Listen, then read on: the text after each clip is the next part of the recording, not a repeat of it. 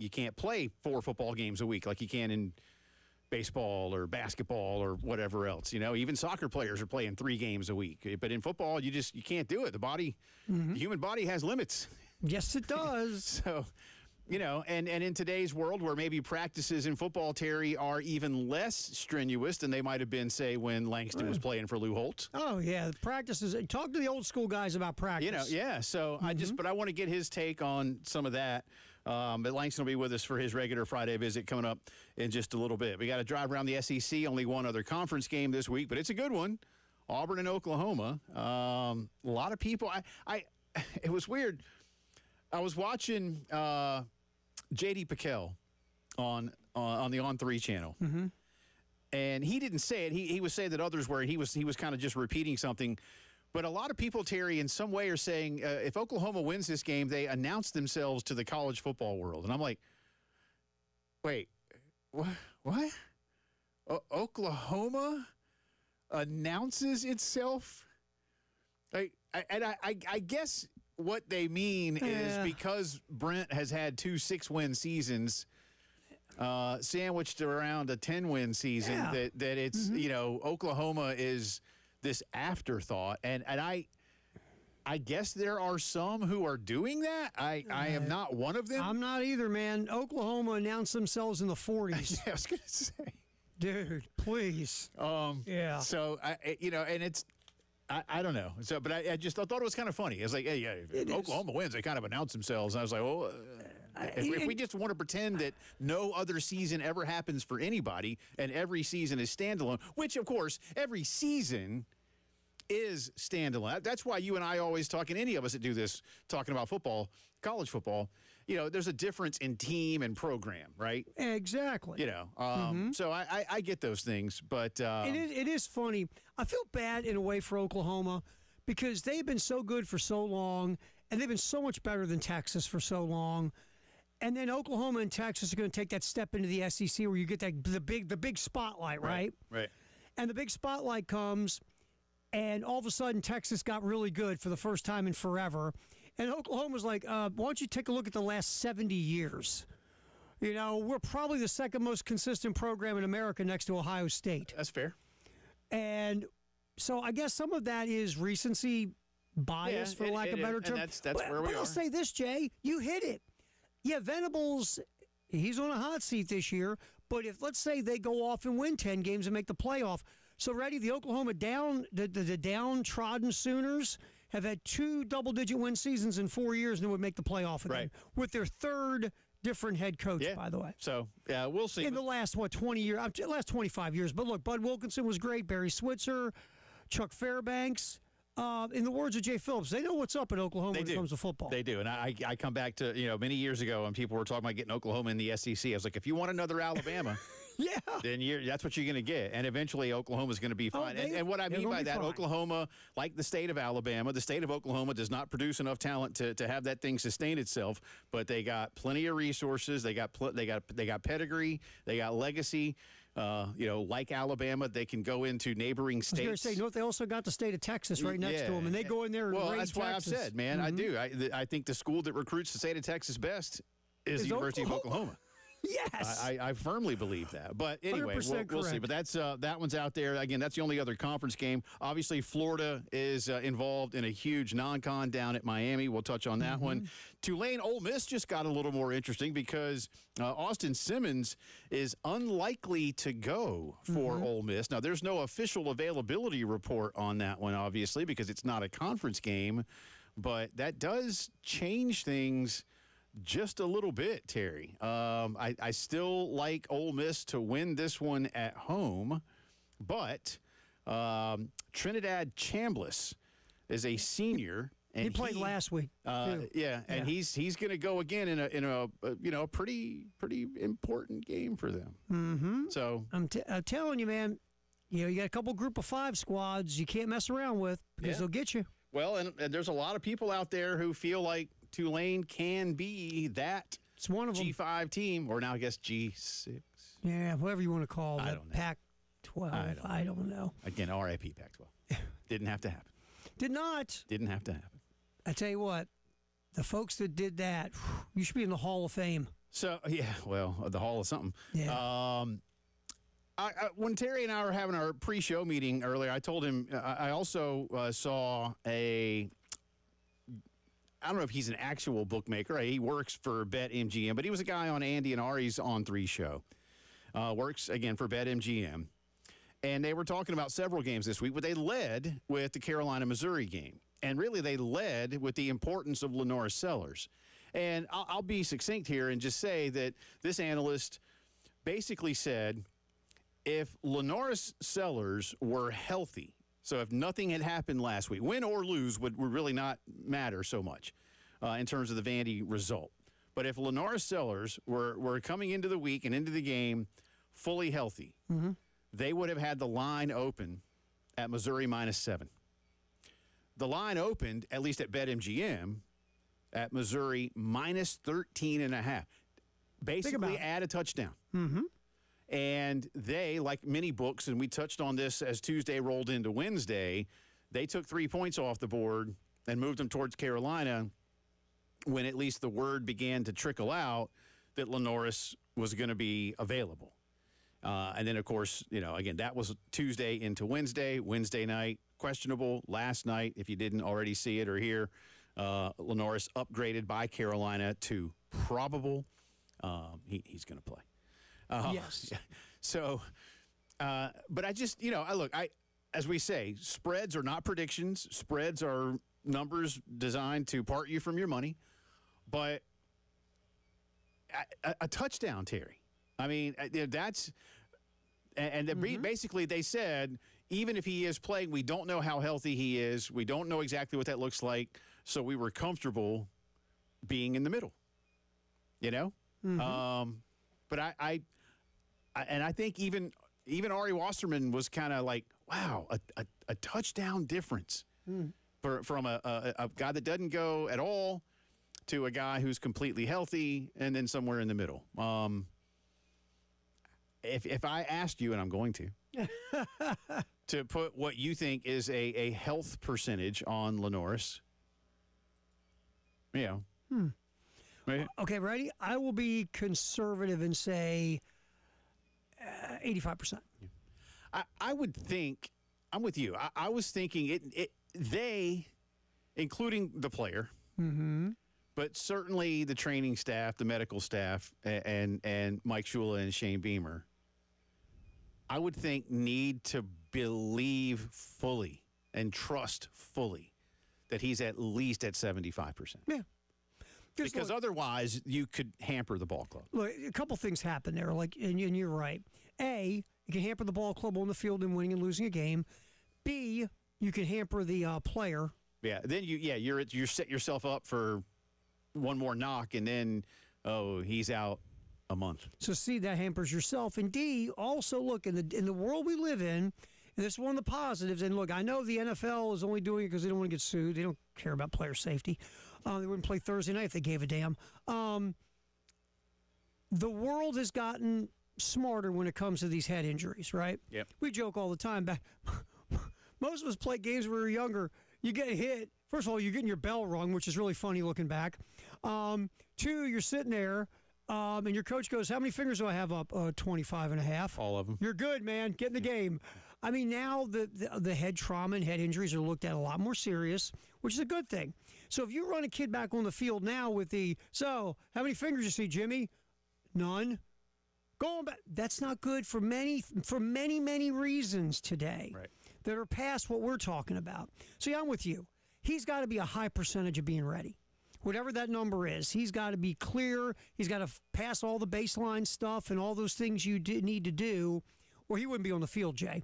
You're not going to run him out there where he's 52.3%, is what we're saying. Yeah. You can't do it. I think that again has ramifications you don't want to deal with. You don't want any of that smoke. If it goes the wrong way. So we'll see. And there's a lot of folks out there. I know you've picked Carolina to win this game based on the Beamer magic. I'm in. I'm falling for it, Jay. I'm in. I picked the Carolina cover, but I did not pick a victory. What'd you go with? 31-23. There you go. 31. I think Carolina's going to be forced to kick some field goals and could happen. if Missouri is gets comfortable running the football. I don't like that based on what I saw last week. No, I mean. But again, if the Carolina defense can, well, and that comes back to what we'll talk with Langston about. Carolina's admitting we're beating ourselves. Mm-hmm. And that can't, now, and you don't want to take from Vanderbilt, and you shouldn't. But they're not wrong. And no, that's what concerns me the most, is that you're admitting we're not translating good practices into good gameplay. The weird part about that Vanderbilt game, too, is Vandy ran for 130-some yards, about 3.9 yards a carry. And 44 on one play. I was going to say, and here's the thing, and you can't do this, but I'm going to success rate now and not explosive plays. Right. You take off that 44-yard play, Vandy gets under 100 yards rushing with over 30 carries. So they're probably running under 3 yards a carry. But here's the thing, and this translates to Missouri. If you don't do your job, whether you don't fill the right gap, you don't take the right assignment, or you miss a tackle, touchdown. Yeah. Because Vanderbilt did it on one play, Missouri can do it on many plays. So you've got to be disciplined, and you've got to wrap these dudes up. This guy Hardy breaks 1 billion tackles a game so far this year. He's averaging, Jay, over 5 yards after contact. Yeah. It's vile. But that's why, to your point, though, play your assignment, gap integrity on the second level, and tackle these guys. And if you do that, Jay, you don't stop a Missouri run game, but you slow it down enough to keep you in the contest. Does this make sense? Yeah. And I know some are also saying Missouri hadn't played anybody. Central Arkansas, they allowed Kansas to score 31 points. They scored 42 themselves in a comfortable win in the grand scheme. And Louisiana, 52-10. So I get it. This is the best team they've played so far. Easy, but I'll say this. But is this Carolina team, how far is this Carolina team from its potential? But here's my thing. You got to score points to beat Missouri. Absolutely. You're not going to win a rock fight at 13-10. You got to score. You got to score at least. If it's 13-10, it's because both schools turned it over like 4 times. Right. Or it's a monsoon. Nobody can hold the ball. Well, we saw that once, and that was good for Carolina. I'll tell you, man. You got to score at least 25 up. Yeah. You're not going to score under 25 and beat them. Yeah. You're just not. So we'll see. Lots more to do throughout the program. On the other side, our good friend Langston Moore will join us for his regular Friday visit. What does he see in this game? And again, we'll get Langston's take as a very good football player in the SEC and NFL on why sometimes good practice doesn't seem to find its way into a ball game. It's Football Friday on the Postgame Show.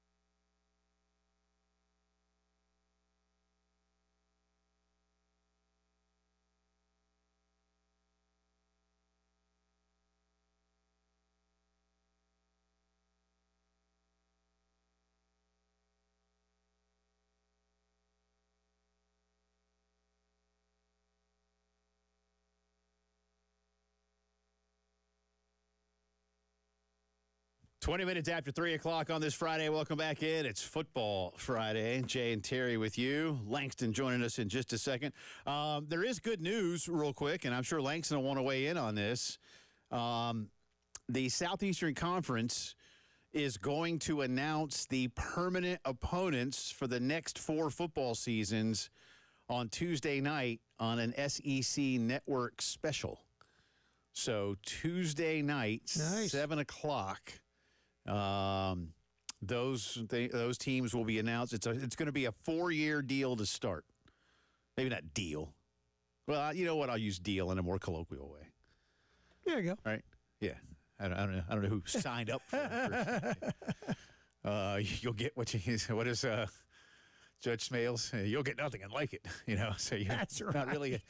You don't really have a choice here, I don't think. But anyway, it's always a pleasure to be joined on the guest line or in person, although he never comes to see us anymore. I don't know what that's all about. Have you noticed that too? I have. But he is the former Gamecock defensive lineman, team captain, draft pick of the Cincinnati Bengals, longtime NFLer, husband, father, softball dad, cheer dad, barbecue aficionado, children's book author, public speaker, media member, and just all around great man about town, except for the fact that he doesn't come to see us anymore. It's our good friend Langston Moore. How you doing? We've noticed that, Langston. I'm doing well. Well, part of that is because one of those labels, I'm out here doing that now. I'm out here in D.C. stuck in traffic, going 20 minutes to go 1 mile. So I should not traffic be such a southerner. in Washington? No. I shouldn't be such a southerner. I should get out and walk, right? I should be smart and do what everybody else You is take the doing. metro, my man. You take the metro. You know what? You're going 20 minutes to get 1 mile. That's a good day in D.C., dude. Yeah, metro, baby. Things are flowing. Things are flowing. If I lived in Washington, no car. Oh, why? No car. Oh, there's No no reason. point. No There's reason. no point. Even if you have a parking space, they're going to knock off that side mirror, so there's no use in that. So, I mean, between the parking and the traffic, you might as well just. And where's the gas stations at? That's Yeah, good luck with that. Man. Well, and then when you see the gas station, you're like, wait, how much? Uh-huh. So. Or where that gas station is in town. The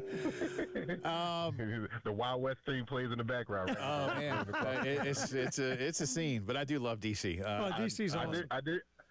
Being up here in D.C., I did see a famous D.C. rat crawl up into a car last night. That was very interesting. Well, at first you thought that was like a raccoon. You said, oh, no, that's a rat. Man, y'all, we were. No, that's a rat. When my daughter graduated, she's graduated. Because she has her master's degrees from UMD as well. But when she graduated with her bachelor's a few years ago, we were at a very nice downtown restaurant. We were eating outside. It was May, so it was nice, right? And and the rat is looking at me like, hey, buddy, you gonna drop it down, or am I having to come up there? Well, he was sizing you up, saying, "Can you fit in my mouth?" Yeah, I mean, the thing had zero fear, but he really, he really did like a. I was like, that's like my dog. Oh yeah, I was gonna say one time I was at a stop sign, no kidding, in the DMV. I'm at a stop sign. I'm like, well, look at that cute dog crossing the road. Oh my God, it's a rat. Oh man, it had a dog in its mouth. I mean, the thing was gigantic. Sucker. And he, so I'm down. But are you going to Founding Farmers this weekend? By the way. If you can't hear, we just came from one of those establishments. It is on the list, so that's I got to get that closer tomorrow towards game day. But unconventional dining, we just had a nice little tour of all the food up there. But we're up here for the Howard game, and it's fun, man. Like I said, trying to be one of those cheer guys this weekend and watch the most important game of the weekend, which is, of course, Missouri, South Carolina. Let me jump into what I wanted to ask you first, and I told the audience I was going to do this.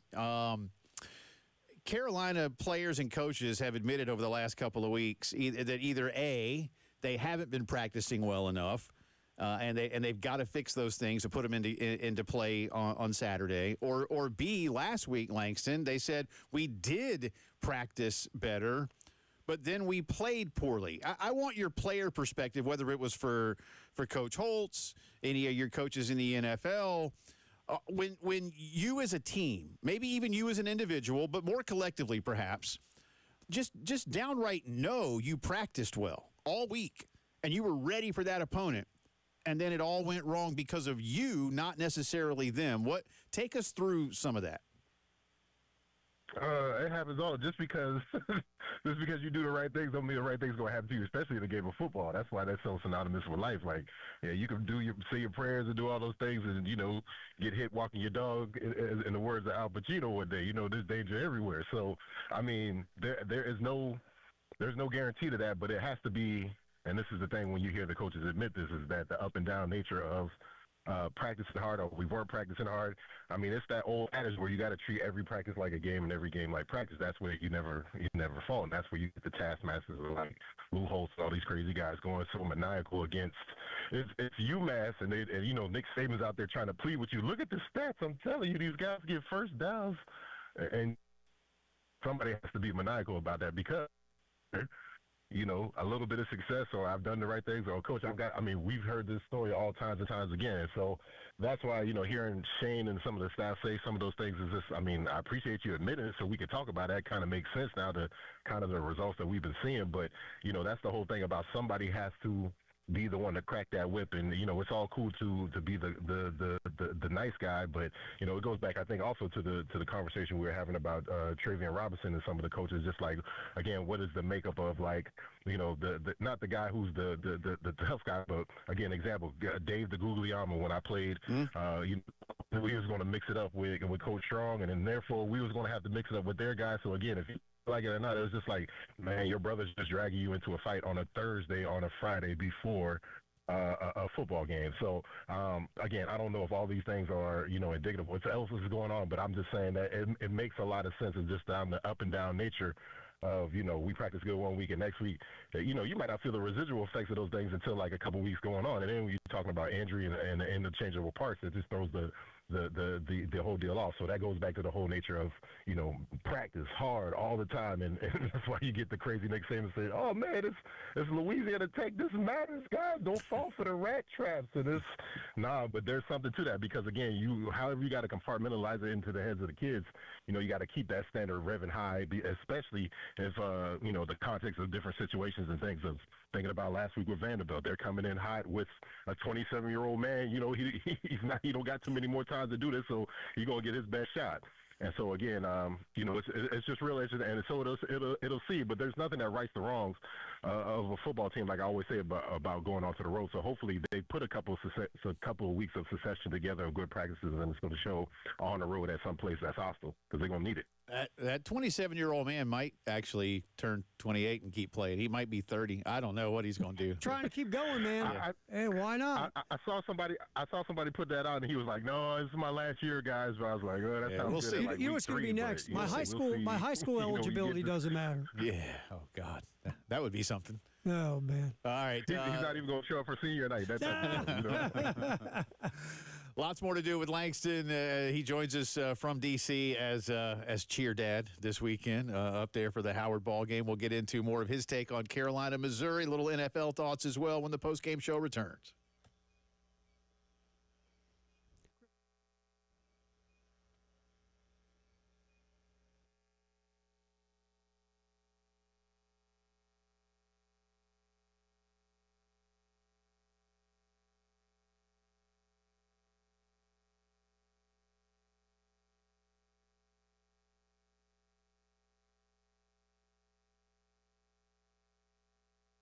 Griffin Pools and Spas, ready to make your backyard dreams a reality. If you want to turn it into an oasis, look no further than all of the things that Griffin Pools and Spas can do for you. In-ground or above-ground pools. If you want that sleek, seamless look of an in-ground pool or the convenience and affordability of an above-ground option, then Griffin Pools and Spas has got you covered. They have so many things to choose from, always super reliable. You can enjoy them for years to come, and they'll be with you every step of the way from the construction and installation through service and maintenance. They're ready to help you out. They're family-owned. They've been doing this since 1976. Maybe you already have a pool, or maybe you're saying, no, but you know what I do want? A hot tub, or you just want to enhance what's going on. Hot tubs and spas, they've got those in stock right now, many of them in the showroom. See what it would look like. Feel what it would look like when you stop in and see them. Griffin Pools and Spas, steps away from the Lake Murray Dam in Lexington, 957-2121, and always online at griffinpoolsandspas.com.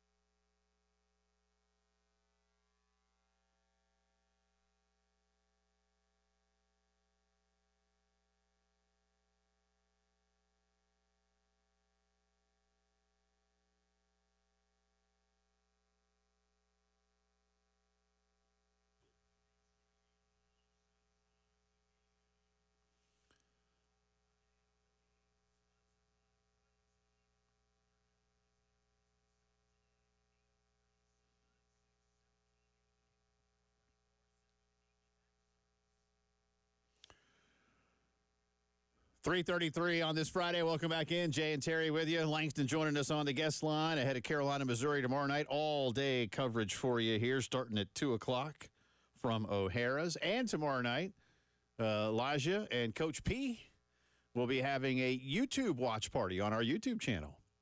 Yeah, hang out with So that'll be Elijah Preston. That'll be fun. Nick Harvey from WIS-TV. You go hang out, watch a game. You can watch a game with them. Yeah. Go at the game TV radio. What if I come in? Channel. What if I come in and crash the party? Well, security will tase you because you're not on the list. Hey, yeah, guys, Preston. I know you. How do you think Coach P would handle that if I came in half lit, like around the third quarter? Oh, it's you. He probably would be highly entertained by you being half lit. Yeah. What do you think, Langston? I mean, he would handle it professionally. He would try to afford you some grace and try to figure out a way. Maybe get 1 or 2 moments in there, but this is a dangerous game y'all playing here with this live watch party. Amen, brother. That's why I'm not doing it. Ready? Why do you? See, it'd be one thing if it was just like, let's just watch. I don't know. Let's take, because Coach P is a new anointed Falcons fan. Let's just say they're having a watch party for the Falcons and the Carolina Panthers. No problem. I don't think he has too much investment, but he's got a lot of ACL and ligament joints and different things, and just a lot of years and heartache. He's a proud man. He came from Somerville. They're not used to a lot of usually they like to steamroll into town and just so everything's not all guaranteed when it comes to the Gamecocks all the time. And again, that's what makes it why we're fans. But it's a dangerous game. Y'all go. I think you might see the real unhinged a few moments. There just needs to be those cameras where we're just going to have his facial expressions. Just like, Langston, what's going on right here, Preston? Are you telling me you be watching the YouTube channel? Why did Langston pick up that long-haired, hippie-looking fella and slam him? Why did that happen? Exactly. Again, it's a dangerous game. It's going to be entertaining. Oh, for sure, it's going to be entertaining. One way, good, bad. It's a great idea. Whoever came up with it, but. We'll see. It could be a dangerous game. Hey, Langston, I think Jay liquored up would be fun on the YouTube channel. I'll come in. I'll do it if it's a day game. Yeah, I'll do it if it's a day game. When's the next noon kick? Count me in for. I'll come bring a sandwich. There is one dangerous noon kick we already have on the schedule. We know for sure, Jay. We can go. Can we pencil you in for that one to be a little bit? That one's different. That one's different. We'll see. That'll be a professional. Let's look at this one tomorrow. It becomes crucial. We can't sit here and say it's a must-win game. We're not there, but man, it bumps right up near the line, Langston. If you want some of the biggest goals attainable to really still be there for you, because we all talked in the summer. You need at worst to be 4-1 as you head into that October stretch. You've had your one, so just. What do you do to right yourself first between the ears and then have that translate tomorrow night? Well, you got to go out there and execute, and hopefully, like you said, practice and play like you've been practicing consistently at a high level.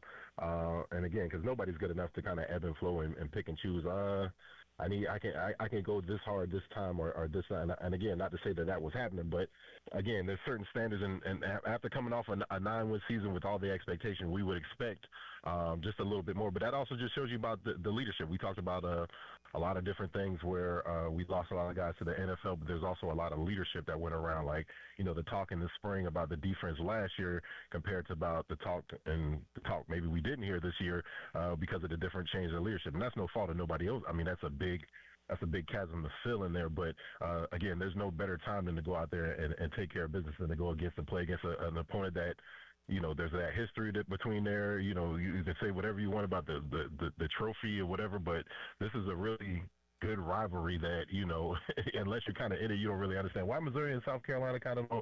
And so going all the way back to Elijah Drinkowitz, how he wants to play, how he kind of likes to rub it into our face different ways, but makes for a competitive game. And again, going out there to do that, the first thing guys got to do, go out there and make sure that we do the basic things. But again, with the quarterback injury up in the air, what does that look like? And that's kind of been the MO of like, what are we trying to figure out? What we do very well on offense consistently. And again, with the quarterback kind of being up in the air, hopefully, fingers crossed, he plays. But again, that's still an unknown because again, going on the road, how is he going to feel? How's those things going to travel? He might feel good on Thursday, Friday, but traveling on Saturday, might have reactivated some things, and we got to alter the game plan. So first things first, we just got to go out there and compete. But there's one thing, like I think I talked to you last week about it, Jay, is regardless of what's going on in a Shane Beamer year or program, like I don't put it past him to do whatever's necessary for us to win a football game. I'm thinking about like Jason Brown. I'm thinking about Zeb Nolan. I'm thinking about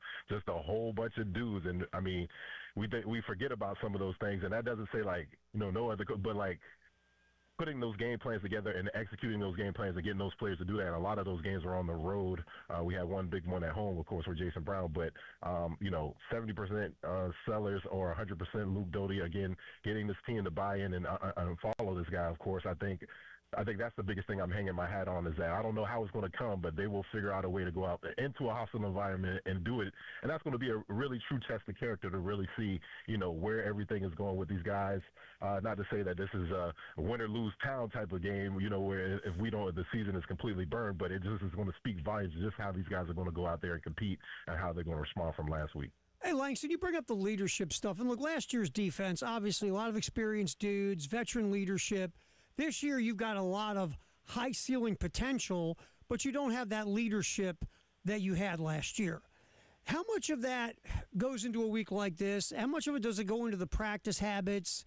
It's easy to think of, you've never seen a team okie doke you with all that stuff that Vanderbilt does, and Missouri will be doing the same thing. How much do we not pay attention to, hey, having veteran leaders in the room really matters when you're dealing with these type of things? Yeah, I mean, it definitely matters. I think this week will be like, will show us how many seeds that we have planted after, every year we got to harvest so many guys off the roster. We understand that, we got to fulfill talent and different things, but like, have we been putting the pieces in place? And again, it's kind of hard. It's a lot of the things you don't ever see until these moments kind of arise. And obviously there's some moments right here in front of us where, hey, I need to go make a play. We need to go make a play. This is, we don't get the luxury of playing at home and doing all these different things. There's nothing like going on the road and beating a team at their place that's going to galvanize us. And just like, man, the stuff that we're doing and the way we're doing it is the right way. And this can carry us no matter where we're going, whether it's Columbia, Missouri, or Columbia, South Carolina. So, but I think this is kind of like a pivotal point in, obviously, the season because of everything that's going on. But it'll show the leadership. Of course, you want to see the offensive explosion and different things. But, again, a lot of that I think will be told in the response and how these guys played because, that was the big thing last week with Vanderbilt where, it's one thing we talked about, like size advantage and, their offensive tackles and all this stuff. They just came out there and just played ball. They didn't play ball last week. It's like, we couldn't catch up to it. So we know we're going to get Missouri's best shot. We know we want to give them our best shot. And so this will be – I'm just really excited to see how these guys are going to respond in this hostile environment because it's going to be very telling. That's the great thing about sport.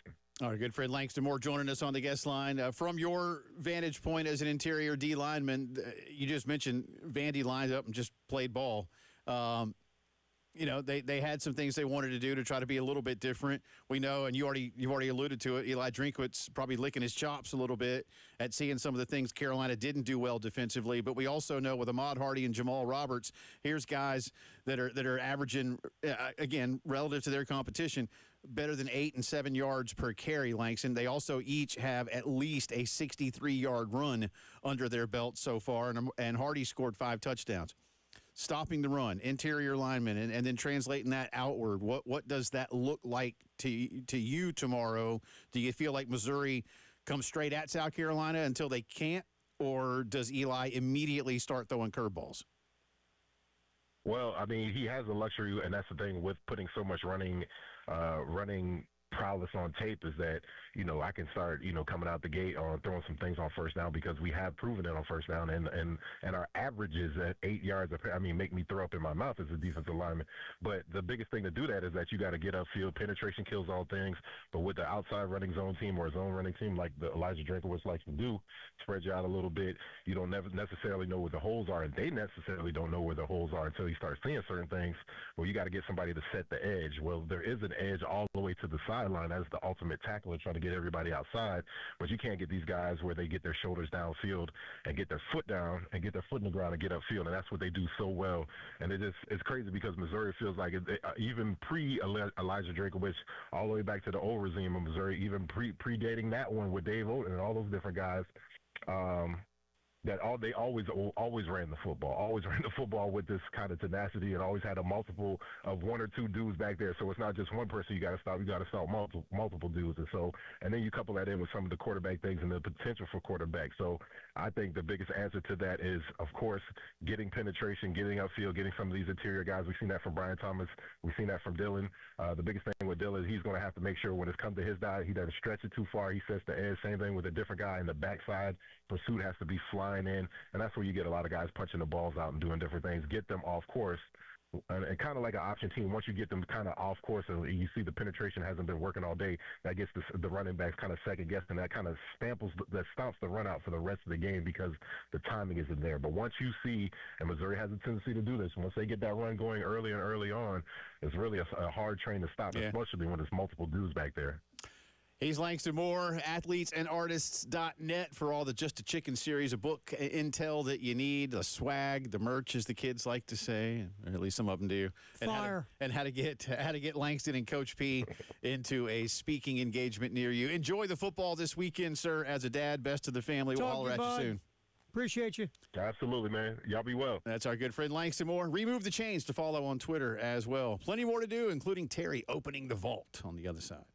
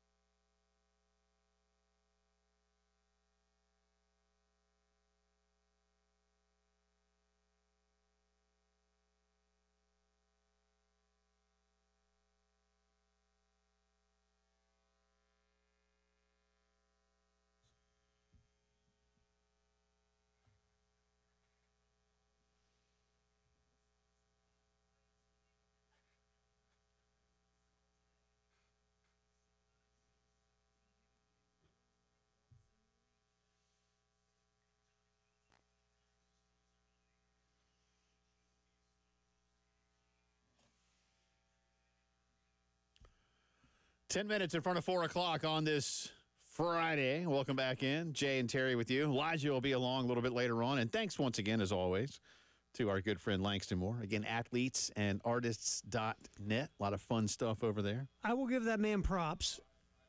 I've sat in D.C. traffic. Ugh. So he's sitting in D.C. traffic. Well, first of all, you're risking your life. Well, number one. All traffic is bad.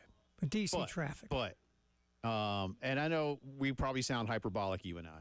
And you're from up that way, and I am often in our nation's capital.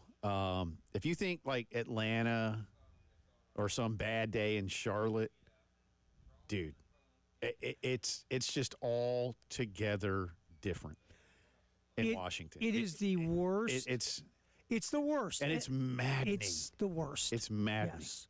And it's a crazy combination of a lot. First of all, tons and tons of people in the 10 biggest cities in the country. There's just too many. Throw in the nation's capital. There's just too many. Throw in an eclectic melting pot of people who all do not know the rules of the road in D.C.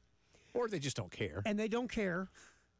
And you throw all that in a pot, it's insane. You know what it is really quick? Like, I think I've said this before. In the Northeast, they all drive crazy. Yeah, yeah. But you know it, right? Yeah, yeah. You know everybody's insane and they drive nuts. Yeah.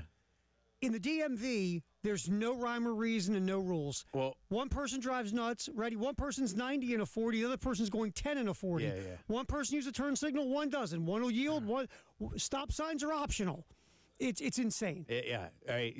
Turn signals. Even changing lanes.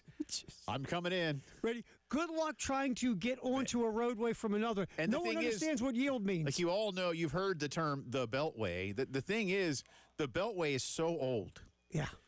That they can't, but it's so crowded, they really can't do anything about it. Because if you were to close it down, even a portion of it, it would turn something that is already just insane into something almost unimaginable. And so it's just. Well, let me ask you, don't you think they probably legit, I'm not trying to exaggerate, because every now and then I tend to exaggerate, I think you need 8 lanes.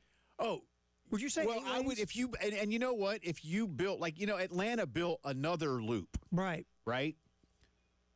That wouldn't help in Washington. It would shift. It's not. Again, I've been, and a lot of you, especially around here, and probably some of you have driven in Washington. But I mean, if not, we're really not trying to exaggerate too much. Like. It's the worst. Atlanta is bad. Yeah. Charlotte is bad. There are days when any town that has people can be bad. I mean, I remember being really angry one day leaving here, going to one of my daughter's cross-country meets, and Bull Street was gridlocked. Like, just going out to 277, right? And I was like, what the hell's going on out here? But it's, oh, man. It's different animal. Anyway. All right, real quick, to the vault, sponsored by our buddies at Purple Wave Auction. I'm just going to read them off today. All right, here we go. Roger Clemens, this day in 2001, becomes the first pitcher in Major League history to go 20-1. 20-1. But not medically enhanced, right? Not medically enhanced. Just because he gained 4 or 5 miles an hour as fastball at age 40. Remember when Piazza broke the bat and Clemens threw it back at him like Piazza did it on purpose? I know. Like roid rage, bro. There was no rage there at all. Zero. I'm still fascinated by that. I know. It was insane. What? Okay. All right, 2008, Greg Maddux, your boy, 5,000th career inning he threw in 2008 against the San Francisco Giants. 2004, Jerry Rice, his run of 274 straight games with a catch ends.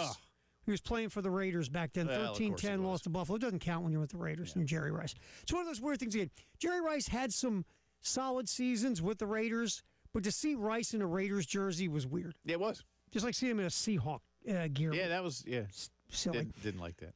2000, Ken Griffey Jr. pinch hits his 400th career home run. Oh.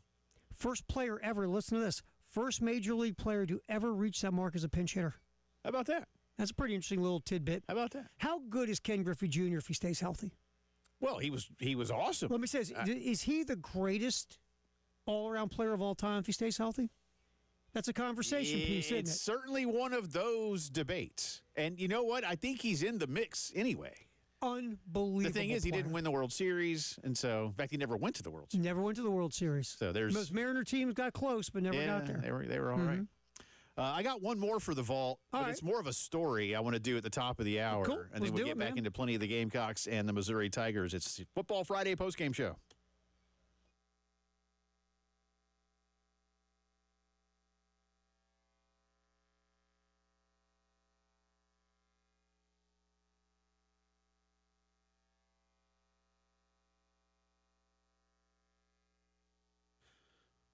Palmetto Propane is a family-owned company. They've been doing it since 1959, delivering propane to homes and businesses all across the state. Professional installation, exceptional service, premium gas logs, outdoor fire features, Rinnai tankless water heaters, and so much more. They are proud to be South Carolina's leading full-service propane and fuel provider. And now with their Hearth and Patio home store showrooms, you can see so much of what they do for their customers right there. Get an idea about what that brand new gas fireplace would look and feel like in your home, or outdoor fire features to have everybody outside enjoying the weather. But, you know, it gets a little chilly. You got the fire features, gas lanterns, heaters, and so much more. Plus, again, grills, accessories, all that you need to make life a whole lot more enjoyable. Find out online where the nearest Hearth and Patio home store showroom is to you when you visit palmettopropane.com.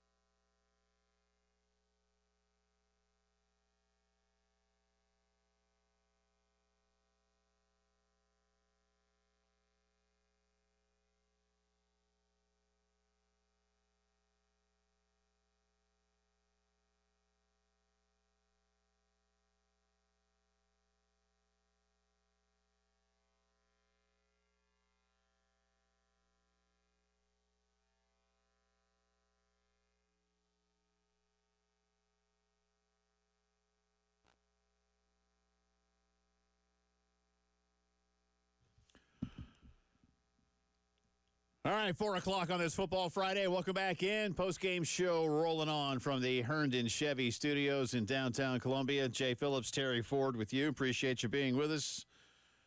We'll take an early drive around the SEC later on this hour. Only one other conference game. That's Auburn at Oklahoma, but a couple of SEC schools and some pretty intriguing non-con matchups. We'll discuss that.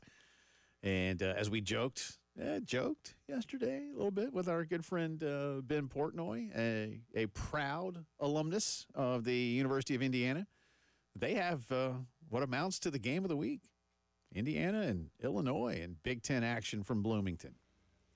Didn't see that one coming. This is not Kendall Gill and the Illini going up against Isaiah Thomas. Trying to think of somebody that's more contemporary of Kendall, because he was early 90s? He was early, he was 90s. That would probably be, was Calbert Chaney there? I was getting ready to go Calbert Chaney. Yeah, probably Calbert Chaney's the best one to go with there. So, those were good times. Mm-hmm. But that's basketball. Yeah. Yeah, so. Man, Calbert Chaney was he was a really good player. They got a couple Final Fours at Indiana team with Calbert Chaney. They were good, man. That's good.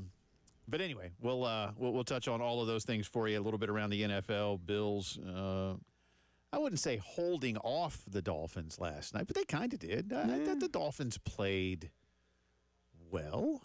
I tell you, honestly, it was the best game they played all year, far and away. I know I blew it on Jay versus the Internet because I took the under, and man, wasn't the under was it 50.5? Yeah, you just missed it. And it was 52. Yeah. And I even picked a score when I was telling you my why I did it. I said 31-14. The thing is, it was 21-21, so that wasn't going to happen. And well, here's the sad part.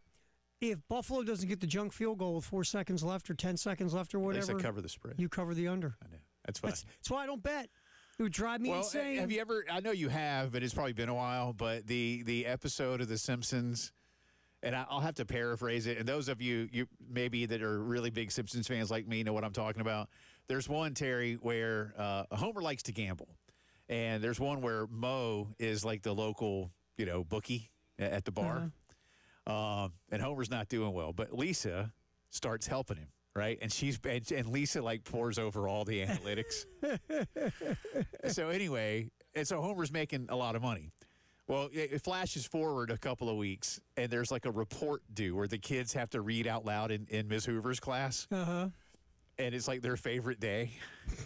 And so Lisa's starting to read hers. It's my favorite day was when the Saints, who were 2.5-point underdogs against somebody, and then she finishes, she's kicked a meaningless field goal to cover the spread. And Miss Hoover has this look on her face of sheer horror that a 9-year-old girl is talking about that. I've forgotten about that. Oh, I love she it. Just needed a heater in her mouth. Yeah, but it's great. It's just to cover that. And Lisa says it with such genuine joy, on how she was helping Homer. But it was funny. And Ralph's on that one was pretty good too. I think it was saying, "Oh, the doctor said I didn't have worms. That was the greatest day of my life." I love The Simpsons. The early Simpsons, man, best television ever. I'm sorry. Oh, I'll die. You know what? I will trade my NFL Developmental League hill for seasons 2 through 10 of The Simpsons being the best television ever made. There you go. Look, I will die on that hill. Early Simpsons. It started to win when Conan O'Brien left as head writer and his team, and it kind of just went in a different direction. Mm-hmm. It was still funny. Oh yeah, but it wasn't just as different. funny. And then you realize how, because Conan wasn't the only writer, but how genuinely funny the people around him were. Oh, yeah. But Conan O'Brien made The Simpsons. Early Simpsons. What they were. Really anyway, so one more for the vault. This was really cool. I just saw this morning when I was on The Athletic doing my show prep. I did not even know they were doing this. This Sunday is the 50th anniversary of the NFL Today on CBS. I heard this earlier today. Which is it's basically I won't say they invented the pregame show, but it certainly became the norm for the pregame show, right? It set the standard. It set the bar, and it set a high bar. Yeah, it did. And now, I've only known it because, by the time I was watching things like that, Brent and Phyllis George and Jane Kennedy. Irv Cross. Irv Cross, Jimmy the Greek, I was 10, when I started like paying attention to it. That, man, yep. So, like I remember it well, and I that was a great show. Mm-hmm. It was a great show. So this week on CBS at noon, they are going to do the best they can to take us all back to 1975. Let me just read this. This is from Richard Deitch, who covers sports television for The Athletic. Brent Musburger will join the set. Mm-hmm. Then he says the set and graphics will be recalibrated so it looks like you're watching in 1975. Now, I don't know if that means they're going to go to like standard, almost like analog television cameras. That'd be kind of cool. Relative to an HD. Mm-hmm. But the graphics and everything, that's kind of cool. The broadcasters will be dressed in 1975 garb, which is pretty cool. And then game coverage will have throwback elements that are sprinkled in. So I mean, I'm here for it. And as much as you know, I love me some Red Zone. Mm-hmm. I don't know who's got what CBS games are on in Columbia this week. But the Panthers play the Falcons. That's a Fox game, right? Yeah. NFC. You know what's funny? You bring up have you ever seen, like, every now and then on social media, there's a guy on Twitter that does the 70s super whatever he is on Twitter. Yeah. It's hilarious, by the way. Yeah. He's phenomenal. Most of the time it's funny. Sometimes he misses, but it's funny. Every now and then he will show the intro of the NFL Today on CBS. You are looking live. Every hit is illegal now in the NFL. Yeah. Every hit. Yeah. Dude's getting stepped on, punched in the throat, all sorts of stuff. But that show for us as kids growing up was our first taste of any NFL pregame. Yeah. And, I mean, forever. I still look at Brent Musburger, who has taken 10 different evolutionary turns since then. He's still the host of NFL Today. Yeah, absolutely, man. And Irv Cross was great. Mm-hmm. Jimmy the Greek. Not going to lie, Jane Kennedy. Oof. Mm-hmm. Mm-hmm. Oh, my. Just saying, young Terry Ford. Oh, my. Was not disappointed watching Jane Kennedy. So, but anyway, that's fun. By the way, Richard says the hit song that year, "Love Will Keep Us Together." Oh, Captain and Tennille. Oh, and Godfather 2 was your Best Picture winner, 1975. So I'm looking forward to this. This should be, and I love that throwback kind of stuff from time to time. Same here. Now, again, I'm telling you, if they went into like the basement at CBS New York and found the cameras from 1975, I might not be here for that. Mm-hmm. But I'm down with like the graphics being all the 70s and whatever. Fun, man. So I mean, hey, look, that was a really good show. Yeah, what Coach Cowher looks like in a 70s blazer. Hey, what's so fun? And then Jimmy Nate Burleson dresses pretty well. So like, is Nate going to be cool with this? See, Nate's going to be the one. He's going to dress like Huggy Bear from Starsky and Hutch or something, right? Absolutely. Oh man! But James Brown will be digging it too. I think it'll be fun. It'll be fun. That'd be fun. That'd be good. But that's not really. Years ago, it's not Jay a vault, Phillips. but it's crazy. It's crazy. And then what was the next great?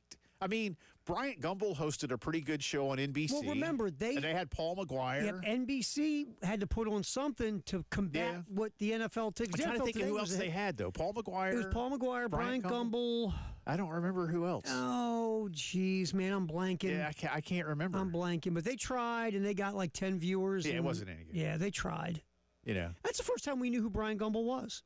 Matter of fact, I think that's when he popped. Yeah, he was young, and then he went, I guess, because he didn't do it long, and then he went to the Today Show. Mm-hmm. He took over for Brokaw. And that show he did for HBO, that Inside Sports on HBO was a phenomenal show. Great. It's a shame it's gone. It was great. Great show. And I'm not even kidding, I was probably like early high school before I realized, Jimmy the Greek is there for people that like to gamble. I just thought he was some crazy dude with a big necklace that liked to talk about football.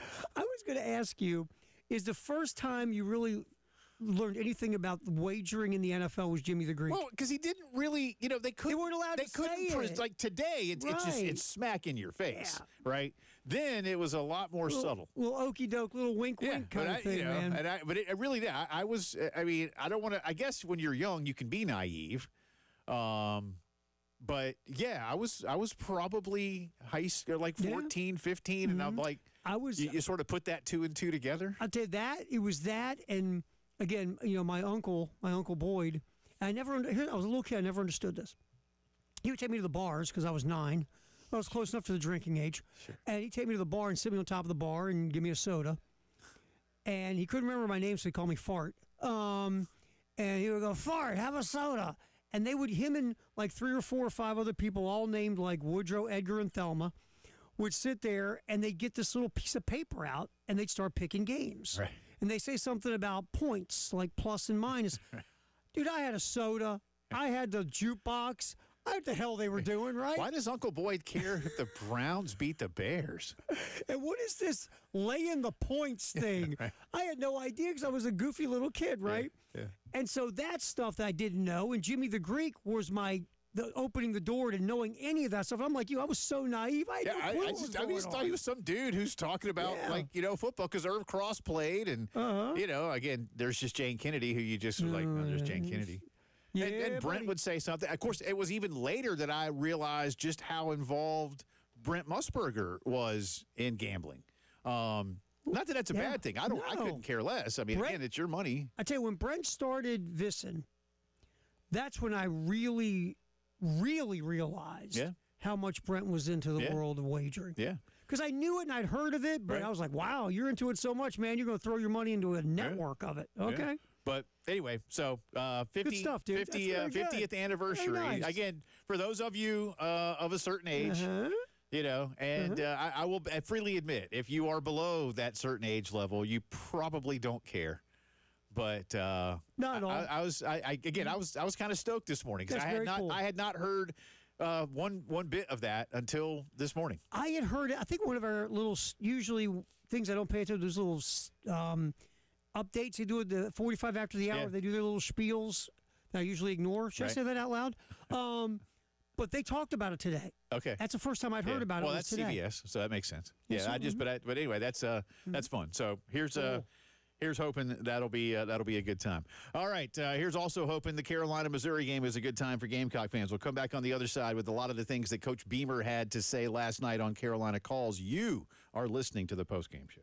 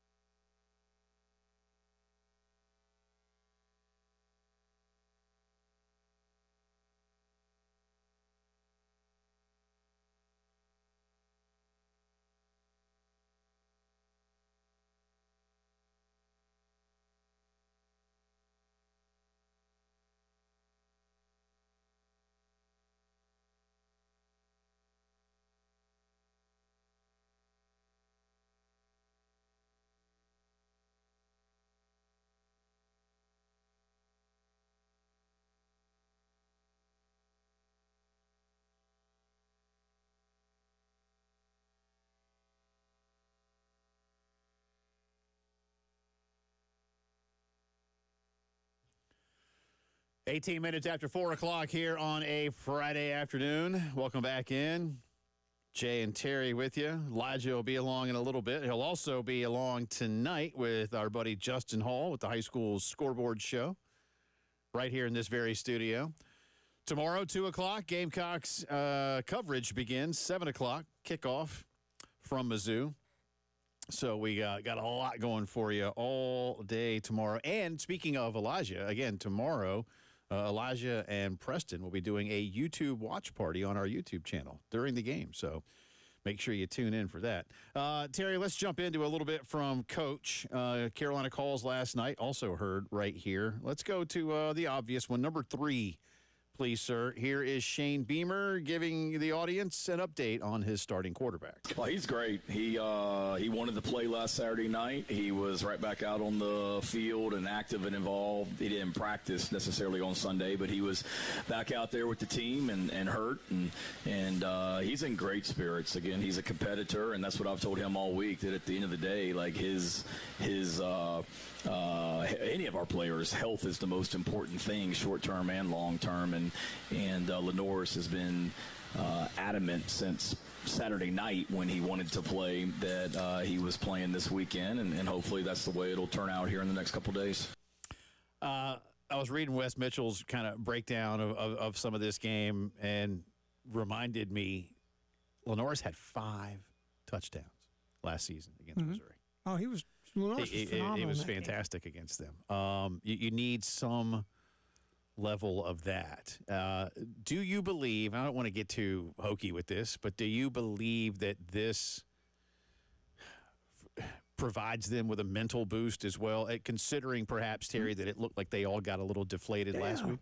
I think, it does, because, look, we talk about it. They know it.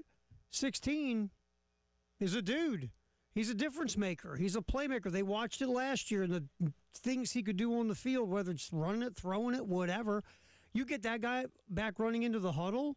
It's no offense to any of the other quarterbacks, but none of them are Lenore Sellers. I mean, it's obviously, you go like this now. All right, 16's on the field. Yeah. We're good. We got a much better chance to get this thing done.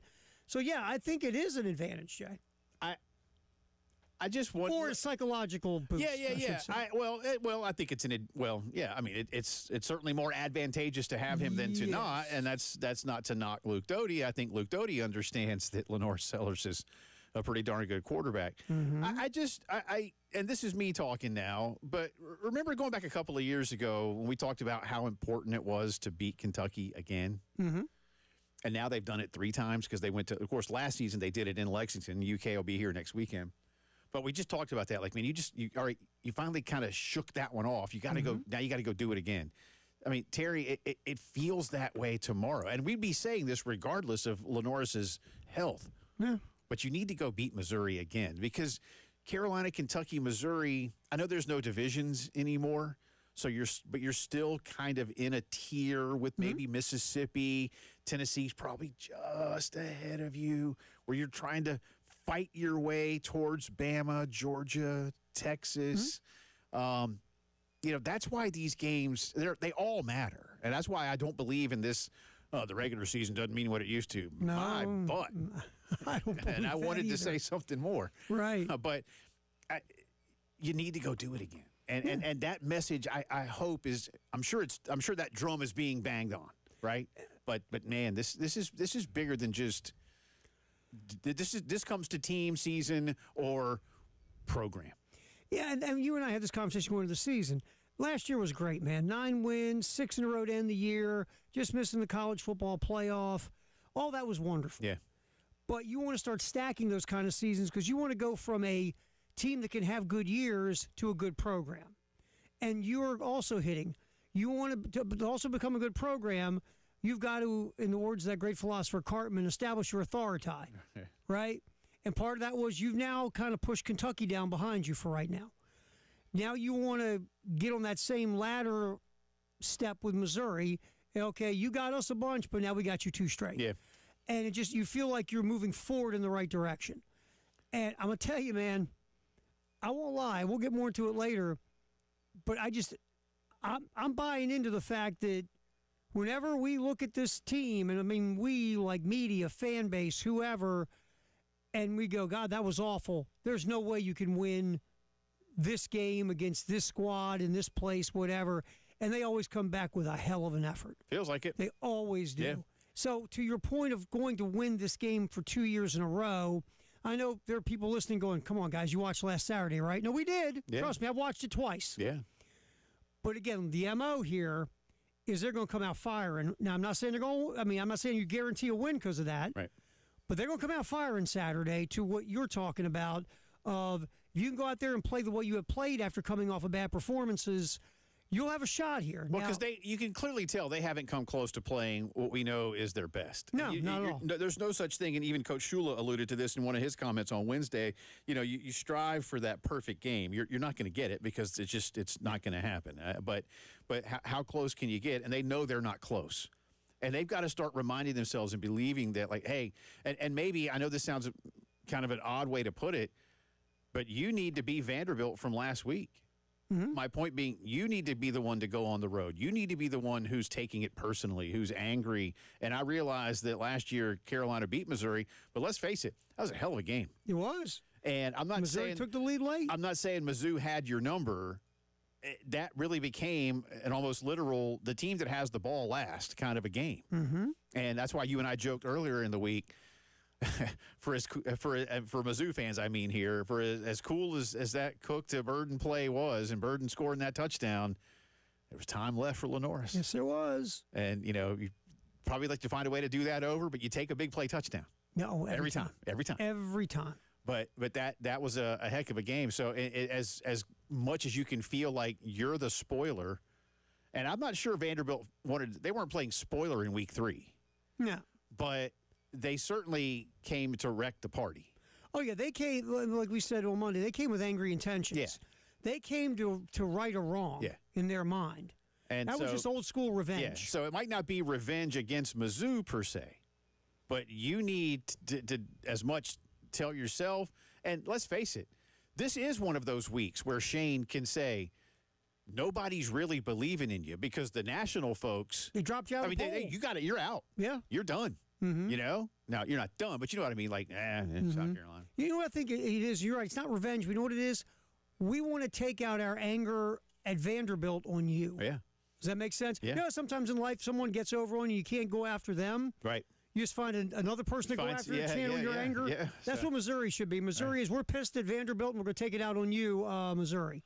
Let's get one more. Cut number 1, please, on today's list. Here is Shane Beamer with a little scout of the Mizzou Tigers. Yeah, they make it pretty loud and clear what kind of team they are. Active on defense and athletic quarterback, running backs as good as there is in this league. And they brought back some receivers, and then they've added one from the portal that's a weapon for them. So they're a good team. They have played, they haven't played an SEC game yet, but they played Kansas and scored 40-plus points and played well in that game. And Louisiana, who they played last week, is typically one of the best teams in the Sun Belt. So they haven't played an SEC game, no, but they've played some good opponents and did what they needed to do. They won the game, and they looked really, really impressive doing it. Against Kansas, who is the best team that they've played. And Kansas is currently 2-1. They haven't necessarily been tested a whole lot in their other games either. Let's see. Jalen Daniels for Kansas had 223 yards passing, 18 of 32 touchdowns. Kansas could not run the ball, Terry. No, they couldn't run it. They did score on a scoop and score on a fumble recovery. Whereas Missouri against Kansas ran all over for 261 yards. Didn't they have Hardy and Roberts both went over 100 yards in that game? Roberts led the way, actually, in that one with 143 on 13 carries. He broke a long run, like 60-some yards. Had a 63. Hardy, he only went for 100. 25 right? for 112. They both had one score. Hardy had a 32 in that one. Prabula was 30 of 39, 3 scores, 334 yards. So they really, really took it to Kansas. And Coleman had a good game from the receiver spot. Kansas scored 3 touchdowns. Kansas was up 21-6. Yeah, let's see here. Yeah, in the first quarter, it was 21-6. And then Mizzou just methodically worked their way back in. And then I think Kansas had the lead in the second half as well. at one point. Let's see, 20. Yeah. Mm-hmm. Yeah, because Mizzou, let's see, it was 21 all at half, and Kansas kicked a field goal to go up early in the third, and then Mizzou took it from there. And I guess the thing you take from there is that, Kansas did have opportunities in that football game, and they just couldn't capitalize when they had their opportunities. They had a lead, but their defense is only 59th in the country in efficiency, so it's not. South Carolina's defense is better than Kansas. I was going to say that this is a bigger test for Missouri, and we're going to find out a lot about both of them. But again, for Carolina, there's just so many things that are on the line for the season, including again, I'll use the word again, hokey it sounds, some level of pride because you're already admitting we're not doing enough. Others are looking at you going, yeah, all that stuff we thought about you, ain't happening. Well, the national perspective is, okay, well, we're past them. They're out of the poll. Yeah. They lost to Vandy at home. We'll take a drive around the SEC on the other side. It's Football Friday on the Postgame Show.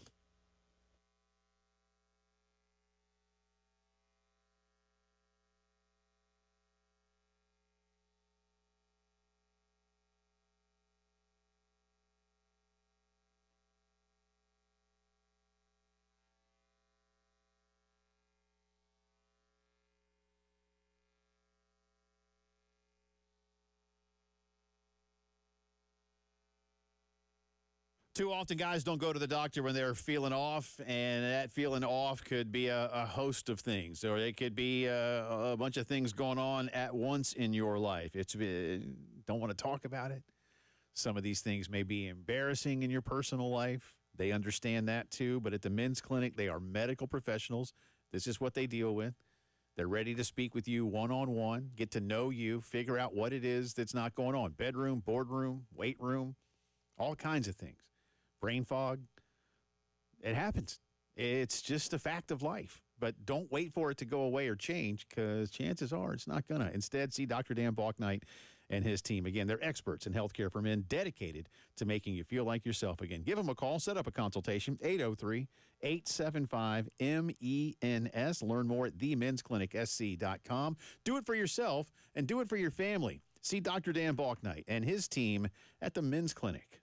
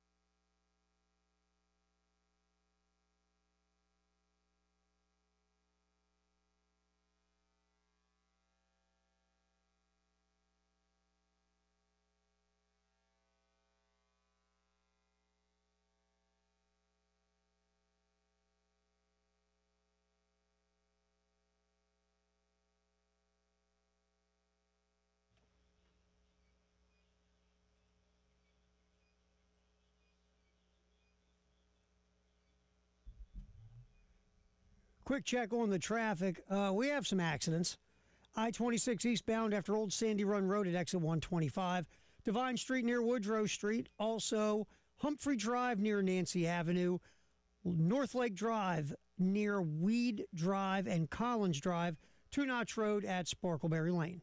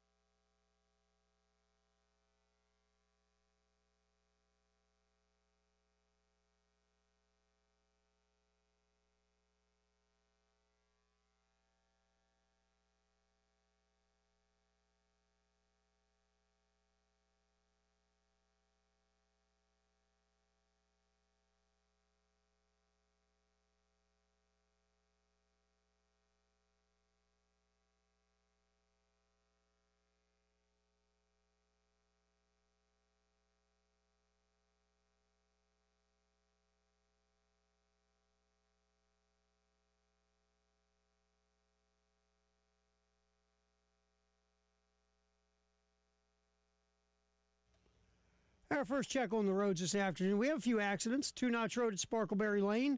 Also North Lake Drive near Weed Drive and Collins Drive. Humphrey Drive near Nancy Avenue. Divine Street near Woodrow Street. I-26 eastbound after Old Sandy Run Road, exit 125. And, of course, we have our construction. Like always, I-126, I-26, and I-20. We'll come back, drive around the SEC is coming up. And do not forget, you can win money from Lawyer Lisa. Go to 1075thegame.com and register.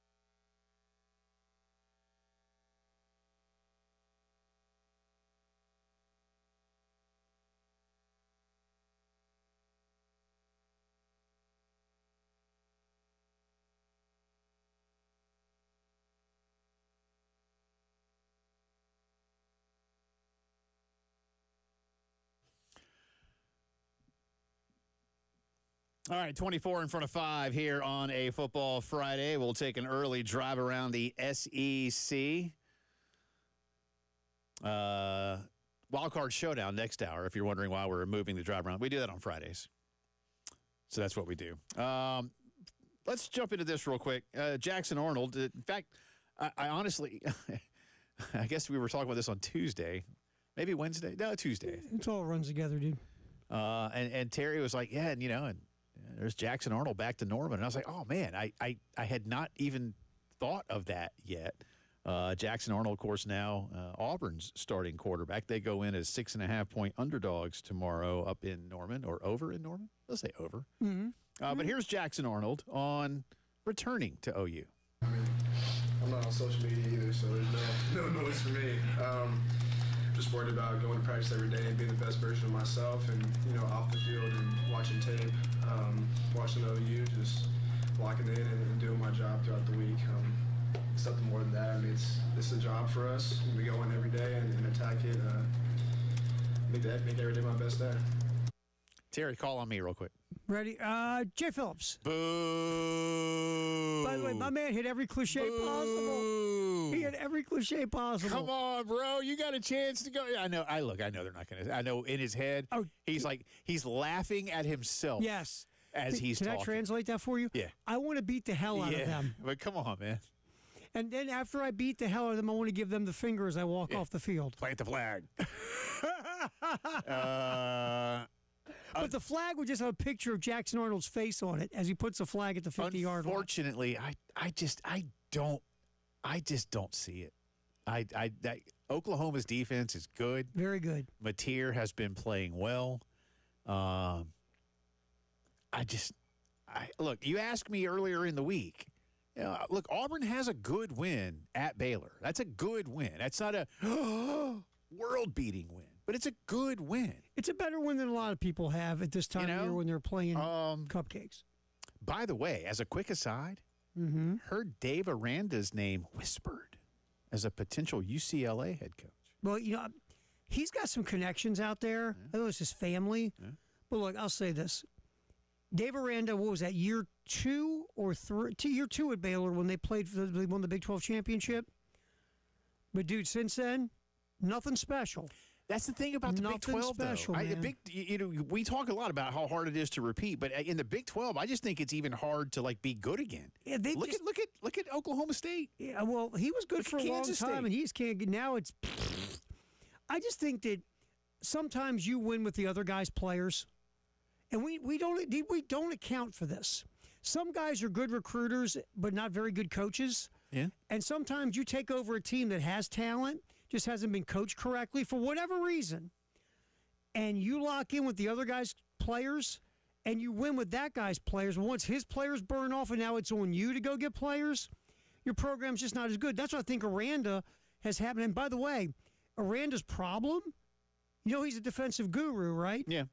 Well, tell you what, look at the defensive side of the ball. Again, there's one maybe two, but there's really just one team in the Big 12 that plays defense, and that's Utah. Yeah. They just don't. They don't like that's a league that's allergic to defense. The minute you start playing defense, someone walks up to you from the Big 12 office. Yeah, what and are you says, doing? Hey, Bob, we're here to score points. We don't do that. And I think you asked me that same day about the Baylor win. Is the Michigan win for Oklahoma in their building better than Auburn going to Waco and winning by 14? I don't know, because I don't know how good Michigan is. We just don't know about anything, right? I mean, to be fair, and what who do we know? Michigan's got. They're going to Nebraska. Playing Nebraska. They go to Nebraska. They're at Nebraska. Tomorrow. Yeah. Man, how did Michigan decide to go play at? Nebraska's a conference game now. Yeah, it's a conference you got to go game. to Oklahoma and Nebraska. Of course, this ain't 1980, so it's no big deal. But I don't know. I don't feel it for Auburn. And now last week, I do remember this. You and I were talking about this. They only scored. People were like, they only scored 31 against South Alabama. Bro, they stopped. Mm-hmm. Yeah. If you look at that game, they pretty much picked people out of the tailgate to put in. Yeah, they were like, this quarter. is. I mean, and Hugh Freeze was like, I'm. That's it. To the credit of Hugh Freeze. Yeah, I'm not showing anybody any more plays. We're done. Nobody get hurt. Let's go. I mean, Ball State is terrible, and Auburn had to do enough. But I remember thinking Baylor was going to win that game to start the season. Yeah. Auburn was very good that day. Remember, the thing about Auburn, the big question mark was going to be Jackson Arnold. Yep. They got a good offensive line. They got some skill position weapons. Defensively, they've been good. It's just the quarterback play and the passing game have been right. So Jackson Arnold, 48 of 69, 4 touchdowns, 501 yards. John Mateer, 71 for 105, 944 yards. What team throws the ball more, Jay? That being said, sir, Mateer has 5 scores, but he has 3 picks. I know he does. He's had a few moments of making some throws or decisions that he'd probably want back. So Auburn will look to exploit that as best they can. But that's our only other conference game. Again, it's Oklahoma as we speak, minus 6.5 at home. That's the 3:30 game tomorrow. So I guess Chris and Herbie will be doing that one. Yeah, I think that's my guess. Makes sense. Are you? I mean, who you got in that game? All right, that game's at Oklahoma, right? In Norman? Yeah. I take Oklahoma because they're at home. Okay. I think Oklahoma's a little bit better. I think sometimes we look at Hugh Freeze as a goober, and he's done some things where we have given the side eye, and he kind of comes off as a hypocrite. But that team has got some players, and if they can get good quarterback play, they're going to be good. Yeah. But I think Oklahoma at home, I think their defense is better than Auburn's, and I'll take Mateer over Jackson Arnold if we're picking quarterbacks. Yes. So I think Oklahoma is probably touchdown better than Auburn. Make sense? That's about where it is. So we'll see. Tulane is at Mississippi. Ole Miss, 13.5-point favorites. Again, Austin Simmons is unlikely to play. No official availability report, but Trinidad Chambliss, who saw some time last week, is slated to be the starter. Arkansas is at Memphis. Tigers are plus 7.5 at home. And then the other marquee matchup, maybe the bigger one, honestly, in terms of conference teams, is Florida going to Miami. That line is now at Hurricanes minus 9.5, Terry. So that one is moving more towards the so-called home team. Again, it's down there at Joe Robbie, Hard Rock, Land Shark, whatever they call it. I don't know. I don't know. I just like to call it Joe Robbie because that's what it was when I went there. Joe Robbie when I was growing up, man. Again, Florida likely to have more fans in the stands because Miami just doesn't draw. Now they'll have some people. It could be a split. I don't know. I don't even know if the game's sold out, to be honest with you. But this is it's in my opinion, I know this is crazy to say. I still think this game is bigger for Miami. No, I know where you're going with that and why you think that way. I don't disagree with the theory of it's a big game for Miami too. I mean, obviously every game for Florida is saving Billy Napier's gig. And I said earlier this week, I think Florida will play this game closer in score than a lot of people think. Yeah. I think Miami wins. But where you're going, I don't disagree with you.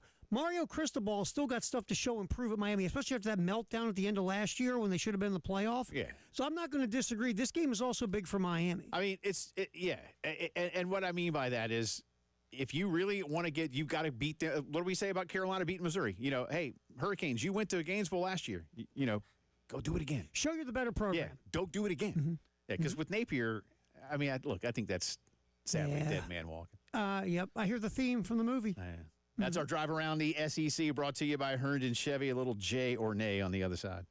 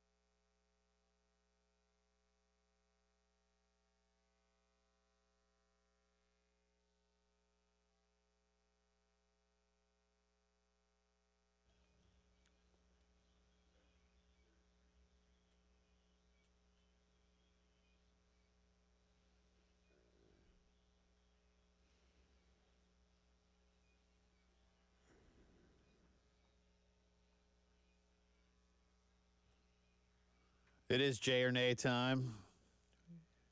I wish we could keep score of this, but there's not really a way to score it. This is more of This is a judged sport.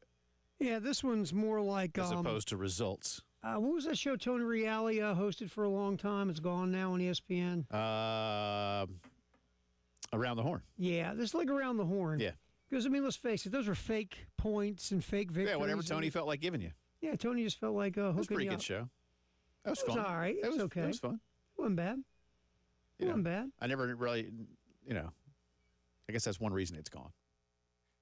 Hope he lands on his feet. Yeah, I think he'll be okay. I think he's gonna be all right. They do that show out of D.C. I did not know that. Yeah. I know that Reale also was part of PTI for a while. Remember, he was Stat Boy. Yep. That's how he got his gig. Yep. Yeah, he was really good at it. The original host for Around the Horn was, remember? Bob Lee? Max Kellerman. Oh, Kellerman. God, no, I would not have remembered that. Mm-hmm. Max Kellerman. All right. Someone moved our music, Jay. I'm not happy. Did they? Dave's been messing with it. I'm looking here. Someone's got some splaining to do. Who? Did they really? Oh, yeah. I'm hunting everywhere for it, and I do not see it in the spots that it was. Here. No, that's not it. That's not it. Oh, well. Well, that's okay. You guys will just have. No, I'm not happy. I'm going to talk to the PD about this. Well, who? I don't know. I don't know. I guess we should have. I guess we should have looked before we needed to do this segment. I took for granted. What happens when you assume, Jay? Yeah. Well, I can hear Coach Bromley saying that now. Mm-hmm. The thing is, I can hear. He was our algebra teacher too. I can hear Coach Bromley. He was a football coach. He used that one like about once every 2 weeks. Yeah. Because it was his go-to. Yeah. All right, I'll just do these without the music. It won't be the same. Yeah. All right. No Jaden Daniels for the Washington Commanders in their game against the Vegas Raiders. Raiders get the W with no Jaden Daniels. Jay or nay? Mariota's fine, and the Raiders aren't. Give me Washington, so that's a nay. All right, nay. All right, Jay or nay? Bengals are in deep bleep without Joe Burrow moving forward. Well, I think so, but I mean others don't. Who's our boy? Browning. Jake Browning. He has been good before as the backup. He was good, but he's just. I mean, Joe Burrow is, I think, one of the 3 or 4 best quarterbacks in football. At least when he's playing. I agree with you 100%. But now you start to realize that Joe Burrow could be one of those guys, and it's not his fault. You know what's interesting? They put up some stats comparing Andrew Luck's early year or Andrew Luck's years to Joe Burrow's. Right. And one, it shows you how good both are. You forget how good Andrew Luck was. Andrew Luck was awesome. He was phenomenal. But also, now you're thinking about the rare air Burrow is in. But again, the injuries. I mean, is Burrow going to throw his hands up like Luck at some point and go, you know what? You guys can't give me an offensive line. I'm out of here. Did I see right that Burrow, since he's been in the league, has missed like a third of his available games? Yeah, I mean, he's been sacked 500 million times. But he's had like 4 different injuries. Yes. Including a really serious knee injury. I mean, he'll still be playing in a lot of ways. So Burrow, he is one of the 3-4 best quarterbacks in the league. Browning's a good backup, but he ain't no Joe Burrow. Well, so I don't know how deep the bleep is, but they're in some. I don't think they make. I know they're 2-0, but this is going to be a large mountain to climb without Burrow. Probably so. Sorry. All right. The NFL is now going to correctly try to officiate the tush push.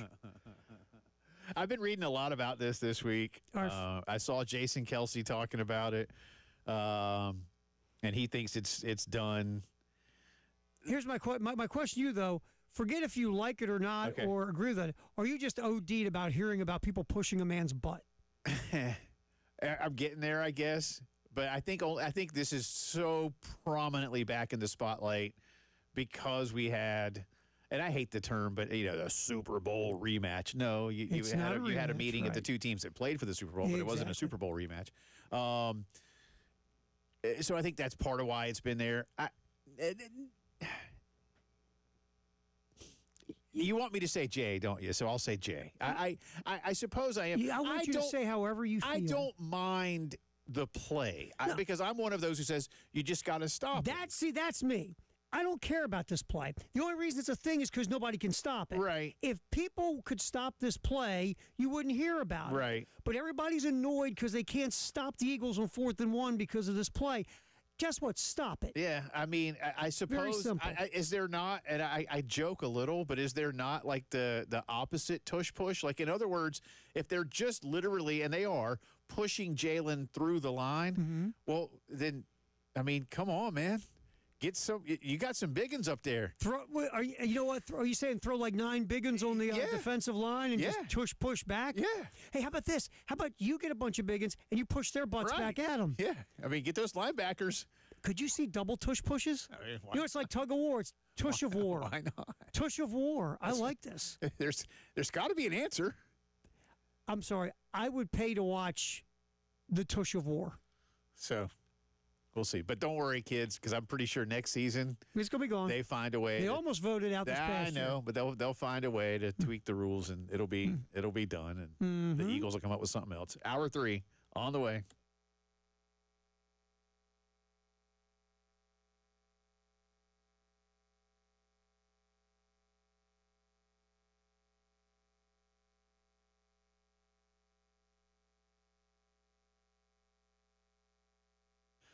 It's football season, and if you are not in a ballpark somewhere watching your favorite team, then the best way to get all the action is with our good friends at Integrated Media. They can install amazing home theater system indoors or outdoors. That's right. Let me talk about the outdoor systems for a second, because it's getting into the fall. Officially, we have fall here in just a couple of days, right? And soon enough, here in the South, it'll feel like, you want to be outside.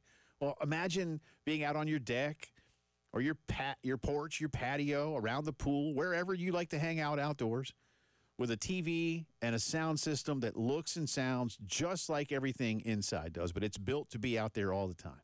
You can be out by the grill and not miss a minute of the action. Just, it's a wonderful setup. Let Integrated do it for you. 803-948-8327. However you want to watch it, do it better with Integrated Media.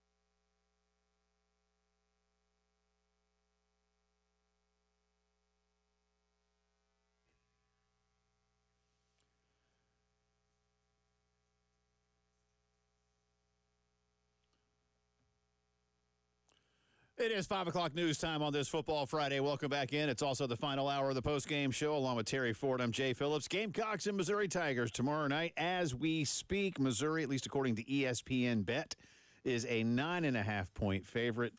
And South Carolina will have Lenora Sellers at their disposal tomorrow. Upgraded last night from questionable to probable for the ball game. And Shane Beamer speaking last night about a lot of these things. We'll get you that in just a second. Also, you just got to look at the fact that Carolina needs this game for a lot of different program reasons more than anything else. But here's let me get the computer ready, Terry. Here's Shane. Cut number 3, please.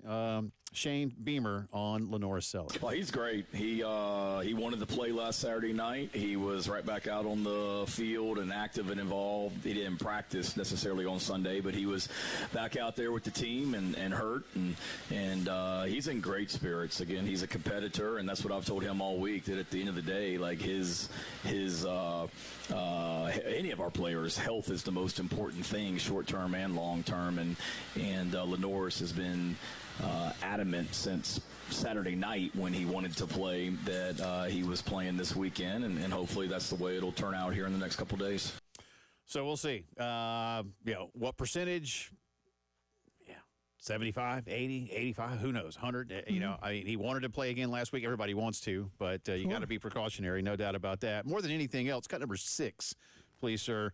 Here's Shane from Carolina calls last night. South Carolina, in so many ways, has to stop helping their opponents. Shane says we got to clean up the penalties. Yeah, we had a couple unfortunate ones the other night, and Bo's a great player, Boaz, and is only going to continue to get better. And that's not an easy position. Obviously, quarterback's a tough position, but when you're the center and you're directing traffic, you got to snap the ball and you got to block SEC defensive linemen.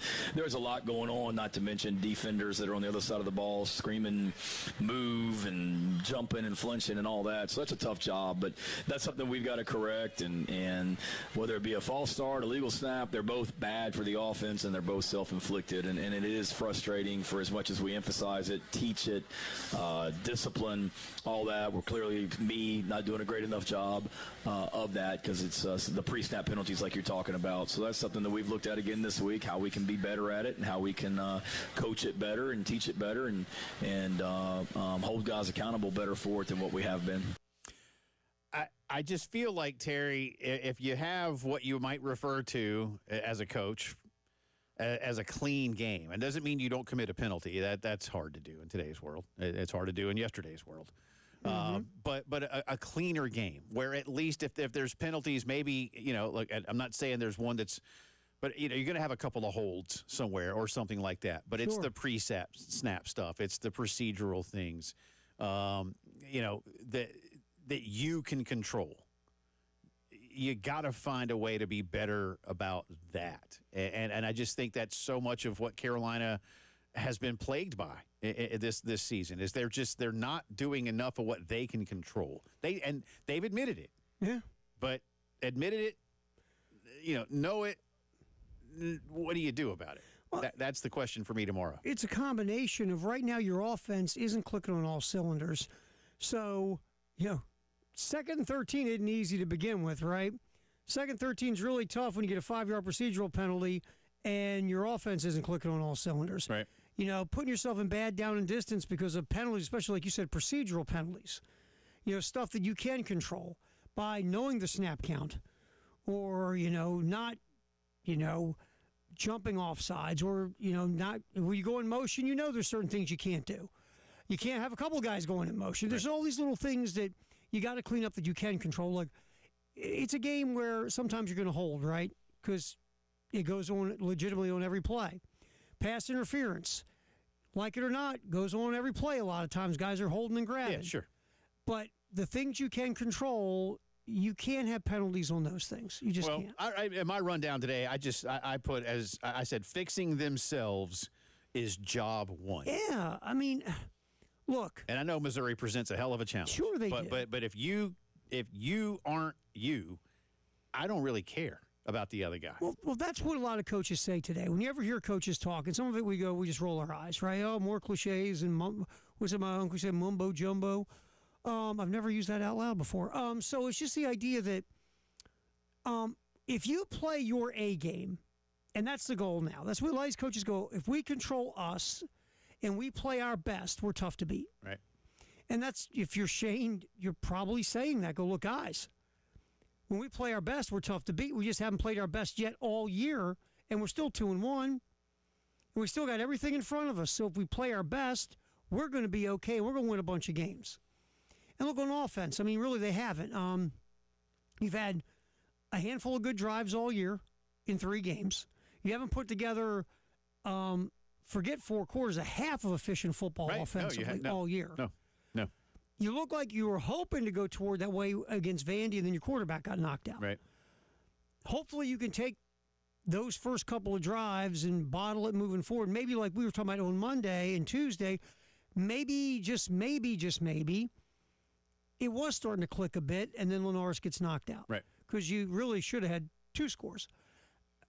That's what you got to hope for going into Columbia, Missouri, because you have to score points, man. I think one thing, and you and I have talked about, South Carolina has a huge advantage in special teams in this game. Missouri's given up a punt return for a touchdown. I think it was 84 yards against Louisiana. They're pulling names out of a hat for kickers. They called Lionel Messi. What are you doing on Saturday, man? We need somebody to kick a ball. So they've got issues there. Not sure they have the NIL budget for that. He would just laugh. You guys couldn't afford to buy my shoes. So it's just the idea that there's a special teams issue there that you can take advantage of, but that's not going to score you 25 to 32 points. Your offense has got to come to play. Right. And Wes Helms had a very interesting comment with the guys on the Garner Trust Hour with Wes and Chris and Tyler. Because we're talking about running the ball with Lenore Sellers affecting the game with his legs, which we all think is very important. I don't think anybody would argue that. But Wes said there's another thing he's not affecting the game. Two things. One, he's not throwing the ball deep. He's a good deep ball thrower. He's 3 or 4 this year throwing the ball deep.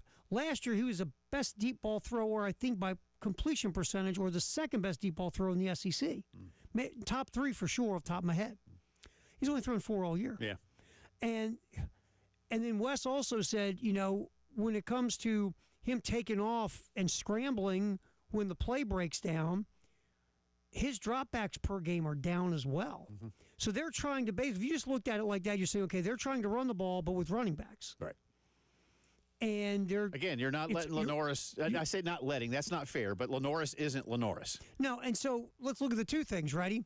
All right. So you're not dropping back a lot, so he can affect the game if things aren't there.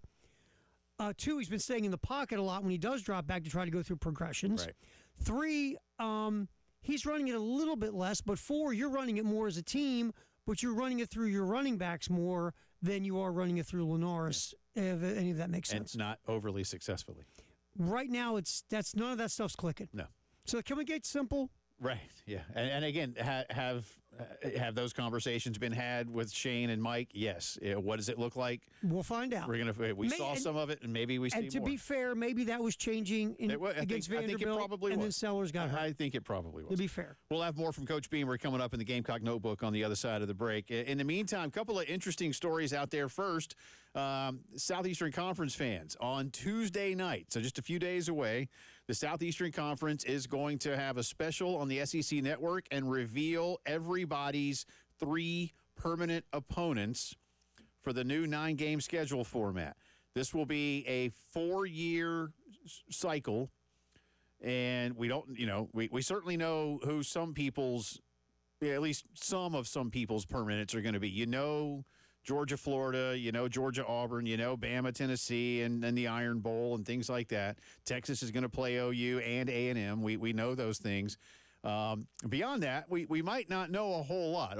The Egg Bowl and stuff, sure. I mean, I could go on with a few others, but you get the point. But it'll be a primetime special on Tuesday. And again, it's going to be, for now, a 4-year cycle. So what that's going to mean, obviously, is you'll play those home and away every year.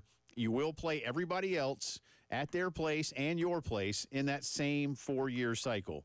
Then the conference is going to allow itself the opportunity to revisit this. So some will definitely change. And again, the ones that are going to be rock solid, right? Those you know those.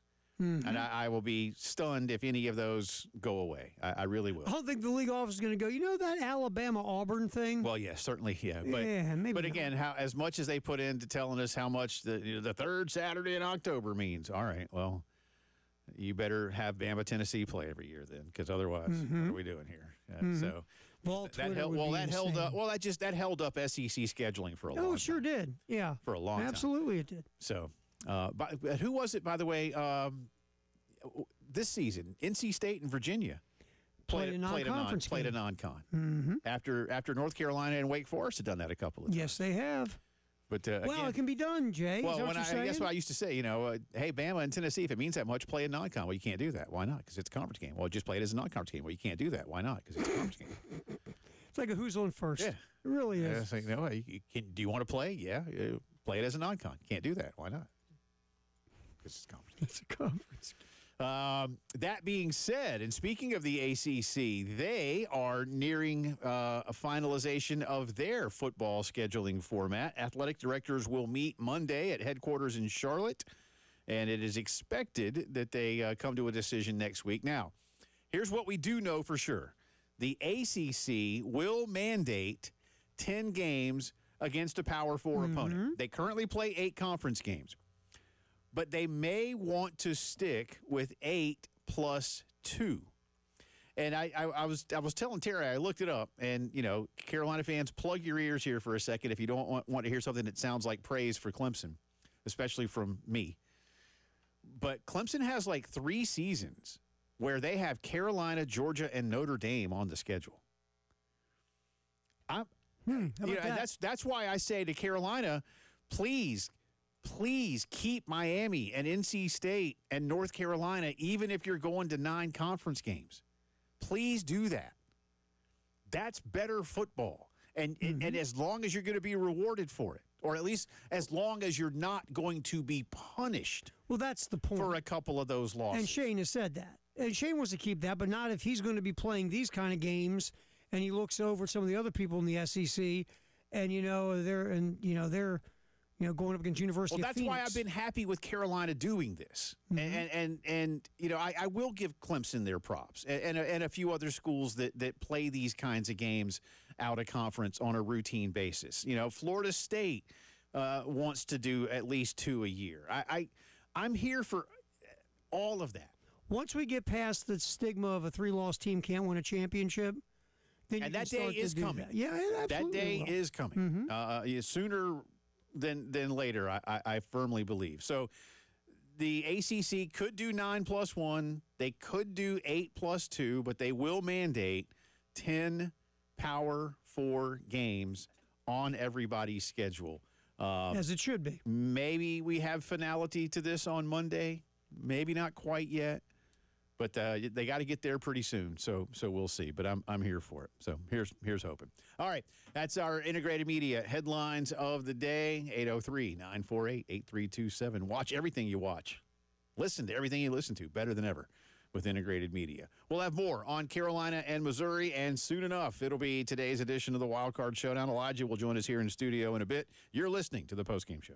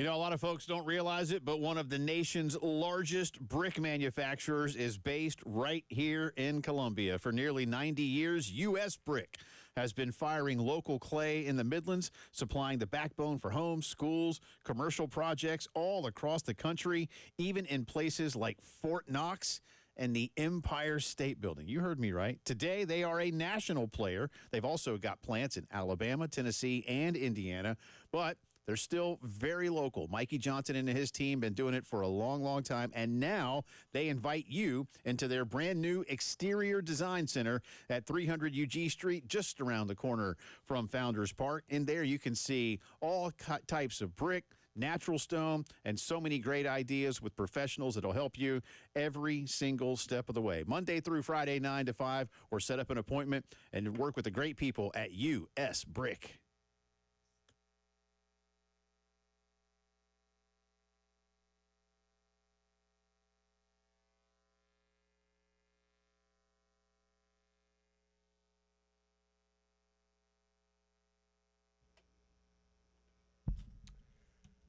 Quick check on the traffic. A few accidents still to report. I-26 eastbound, that one's still happening at Old Sandy Run Road, exit 125. Gadsden Street near Lady Street in Columbia. North Lake Drive near Weed Drive and Collins Drive. US 176 Broad River Road at St. Andrews Road. Also I-20 eastbound. This accident has been cleared after Broad River Road at exit 65.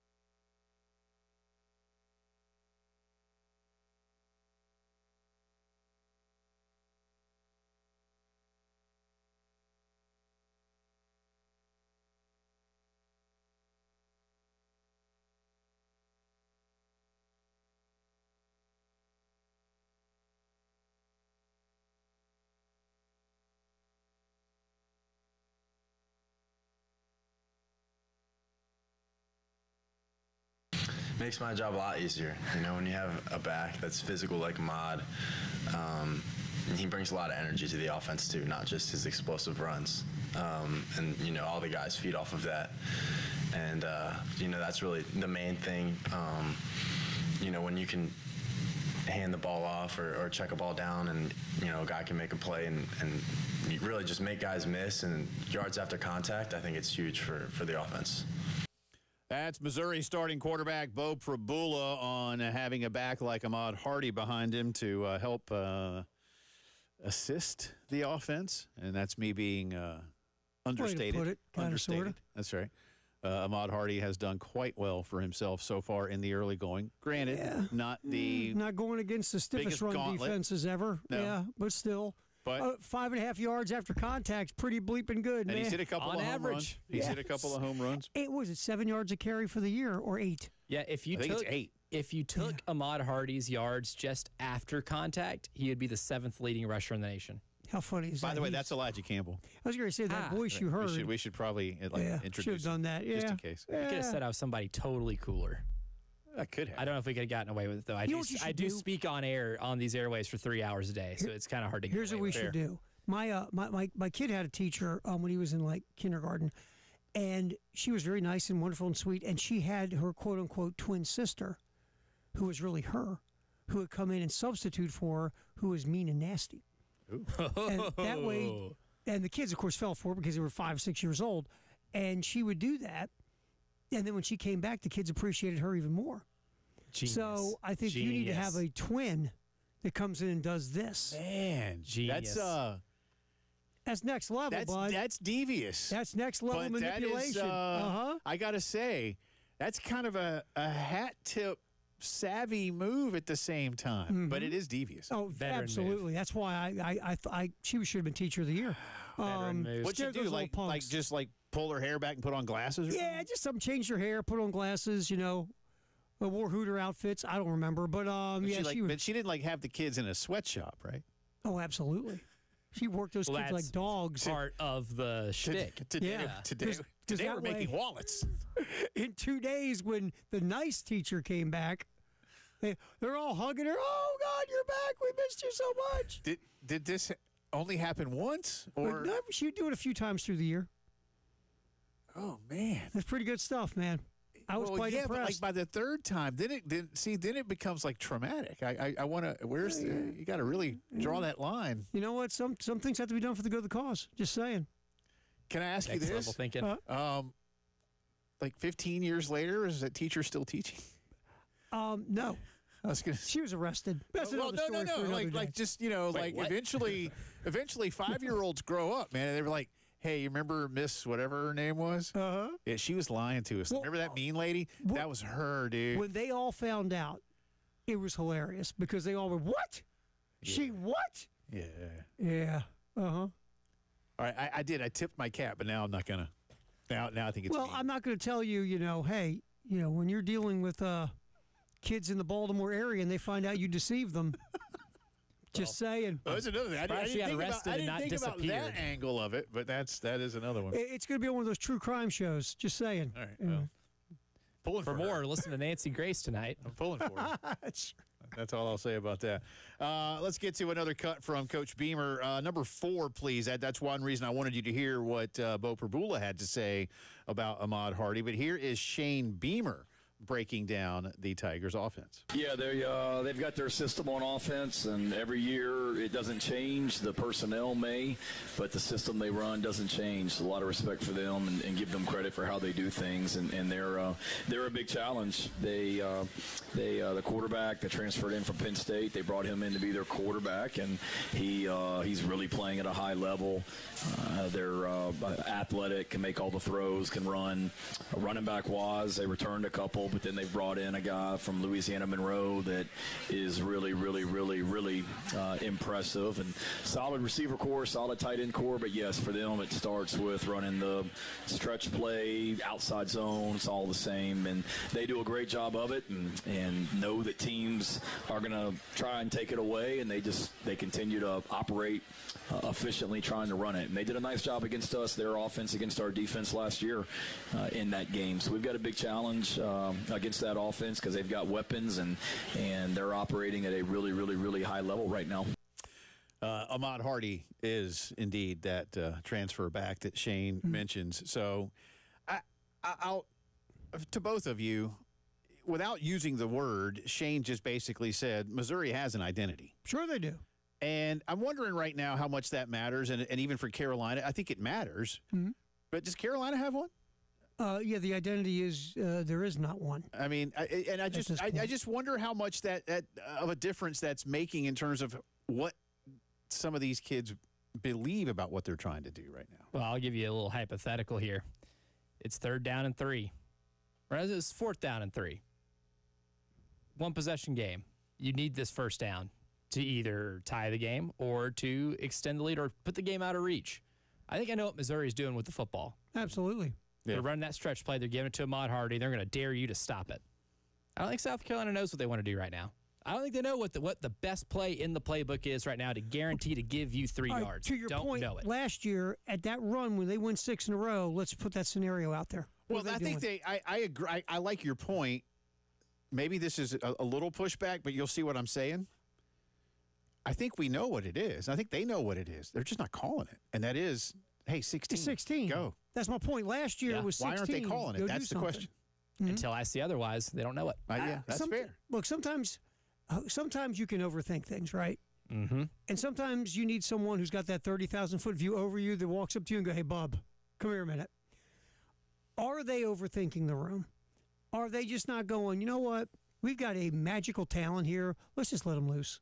Well, and again, has that, as we have to keep saying, to be fair, and we had David Cloninger on Monday, just to remind everybody, I in my career, very, very rarely, unless I thought it was warranted, have I had a guest on a Monday show, because we let you guys react on Mondays. But I just felt like we needed to get David's perspective. And one of the things he said was, if that if that Shane to Mike conversation hadn't already taken place, it might be too late. That was sort of his hypothetical point.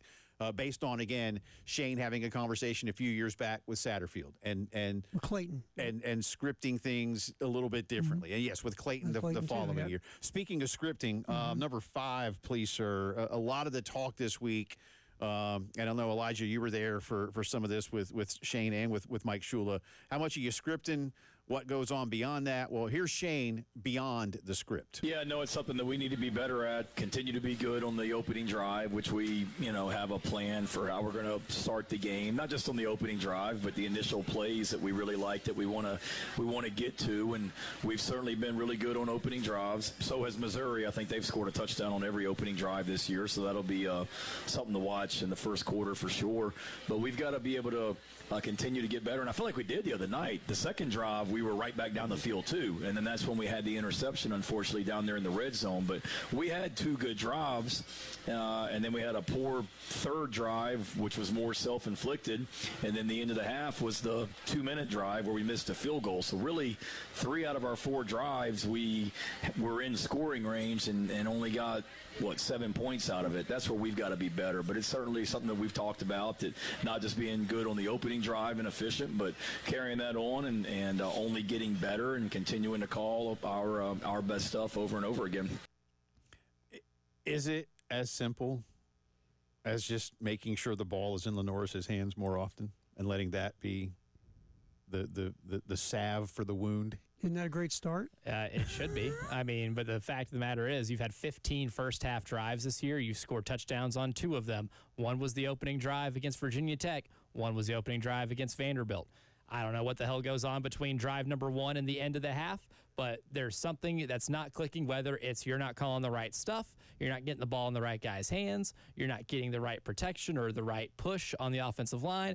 It could be a bevy of things, but whatever it is, at this point, you're 3 games deep. You should know exactly what the strengths and weaknesses of your team are, and now once you get that first play and over with, you have to be able to adjust and feel the flow of the game. I don't think they have that on offense. Guys, real quick, that bootleg we don't see after the first drive on the script. That design run for Lenoris that has kicked well on both first drives, we really don't see that come back after the script. I think that's where you look and say, well, here's what worked on the script. Now let's run it till they stop it at some point during the game. We'll have more on the Carolina game in just a few, but right now we need 2 of you on board for today's edition of the Wild Card Showdown. 803-404-6100, 803-404-6100. It's time for the showdown. That's next.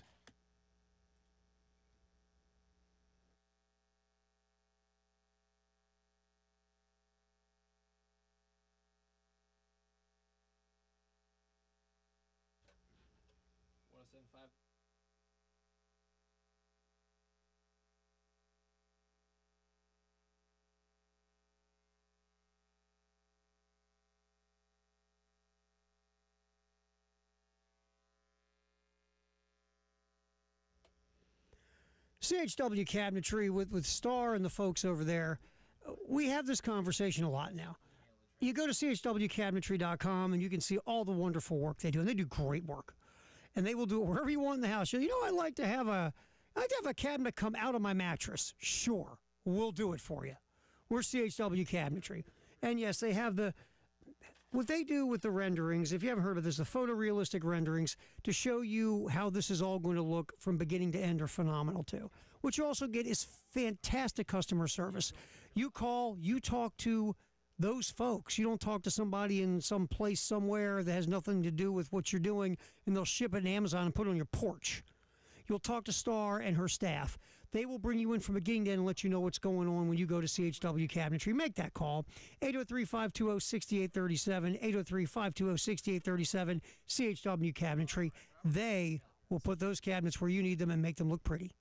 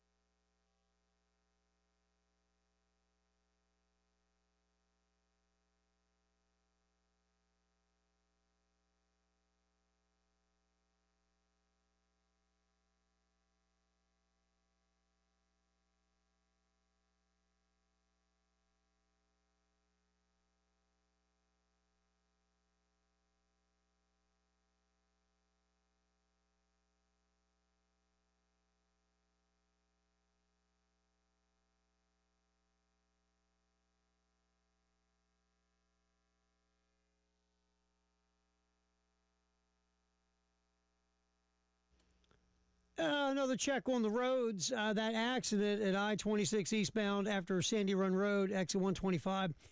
The left lane is still blocked, so traffic obviously will be very slow there. Other accidents, US 176 Broad River Road at St. Andrews Road, I-20 westbound at Fairfield Road, exit 70, Hazelwood at Garner's Ferry as well. The accident has been cleared, though, I-20 eastbound, right after Broad River Road at exit 65. We'll come back to the Wild Card Showdown. Have a little fun, pick some games. That is next here on the Postgame Show. And do not forget our coverage for Carolina football. 2 o'clock tomorrow at O'Hara's Gamecocks game day with Elijah and Tyler. Viewing party at O'Hara's at 7. Our YouTube hang with Elijah, Preston, and Nick also at 7.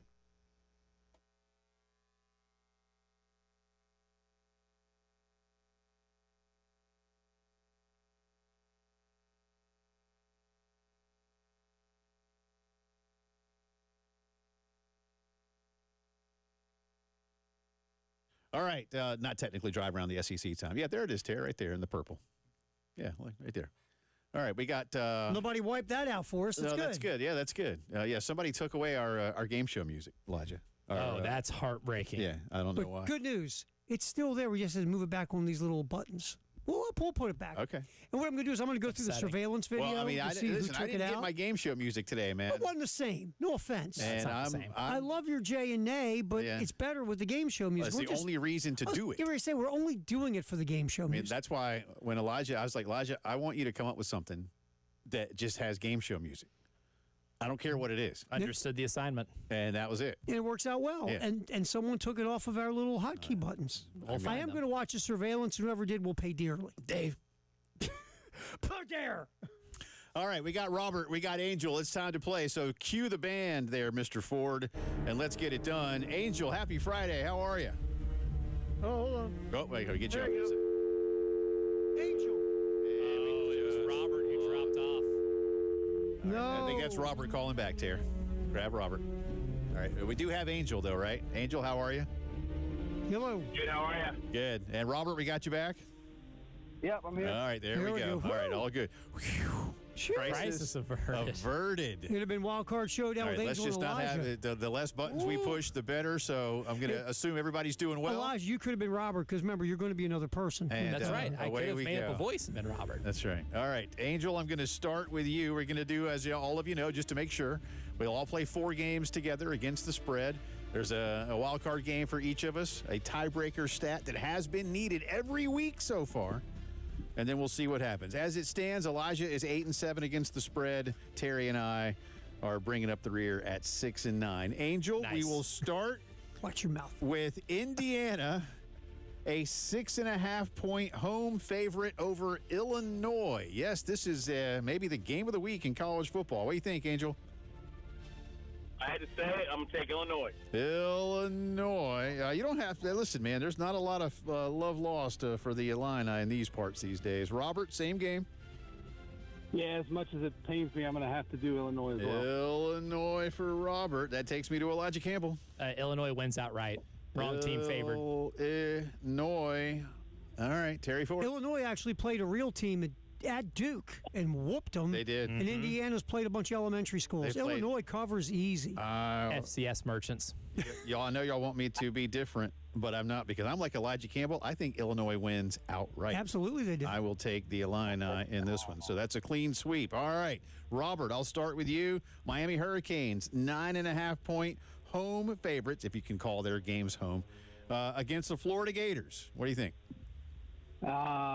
I'm going to take, I think Miami wins by 2 touchdowns. Okay, so Miami to cover the spread. Angel.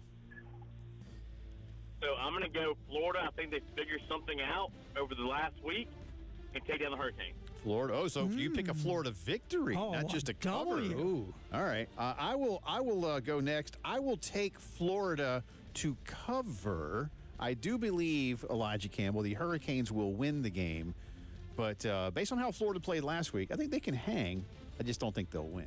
I think it's backdoor cover city in favor of Miami. Miami. All right. Late touchdown. And Terry Ford. Just like last week, I thought Florida would cover the big number against LSU, but lose. I didn't predict Lagway throwing 5 picks, though. No. I will take Florida to cover, but Miami wins the game. There. All right, so we'll see what happens in that. We got a couple of Hurricane picks. All right, to the National Football League. I'll start with Terry Ford because his girlfriend's Philadelphia Eagles are 3.5-point favorites at home against the LA Rams. Just 3.5. I always have to pick the Eagles to cover because I don't want to sleep with one eye open. I got to take the Eagles. Smart man. Philly He's learned lessons. Exactly. To cover at home, Elijah Campbell. Yeah, give me the Eagles to cover at home. Philly at home. I kind of feel like there's a you know what? Again, 3.5, right? So give me the Rams No. to cover, lose by 3. Rams lose by 3. Angel. I agree. Rams covered by 3. All right, there we go. Rams and Robert. Now, you guys are nuts, man. Eagles. Eagles all the way, huh? Touchdown, Well, we probably are 65 nuts. Push pushes. Go Birds. That's right. Just up and down the field, 1 yard at a time. Push. Steelers, 1.5-point favorites at an improved New England. Steelers didn't look good last week at home, by the way. No, they did not. But they are favored in Foxborough. I'll start with Elijah Campbell. Oh, man. I don't even want to watch this game, let alone pick it. But you know what? Give me Mike Vrabel. Give me the Patriots. Patriots. They win this game. All right, to win. I will take the Pittsburgh Steelers to bounce back after a really bad performance last week. Terry Ford. That's the thing. This is a Tomlin game. They bounce back and they find a way to win a rock fight that's 3-2 or whatever. It's just if it's 3-2, they don't cover, man. Oh, they don't. That's right. I'm going to take the Steelers to cover. So 4-2. 4-2. Three safeties. Two safeties in that one. Yeah, 3 overall. That's true. 4-2. Angel, Pittsburgh minus 1.5 on the road. What do you think? So I'm going to go ahead and take the fighting Aaron Rodgers, and he figures out DK Metcalf. Steelers outright win. All right, Steelers and Robert. Yeah, I've got New England. I've got New England winning that one by 2. So what is that? Oh no, you're good. That's it. Right? New England's the dog, man. So if they win, you're in great shape. All right. Yeah, Pats outright. Wild card time now. Angel, I will start with you. You are number 4. You've got Southern California, 18.5-point home favorites over Michigan State. What do you think, Angel? I say Michigan State covers. Michigan State to cover. That is a lot of points. That is. A lot of points. Ton of points. A lot of points. Robert, your game is Mississippi, 13.5-point home favorites over Tulane. Give me Tulane with the hook. I think Mississippi wins by 13. To cover. I like that. With the backup quarterback going as well. I like that, man. Terry Ford, you get Oklahoma, 7.5-point home favorite over Auburn. 7.5. I say give me another game. No, I'm going to take Oklahoma to cover. If they're going to win by like 8 or 9, I'm going to take Oklahoma to cover. Elijah Campbell gets the Utes, 3.5-point home favorites over Texas Tech. Oh, the game of the week. I like this game. Oh, I love this game. This is the best game in college football this is week. An excellent game.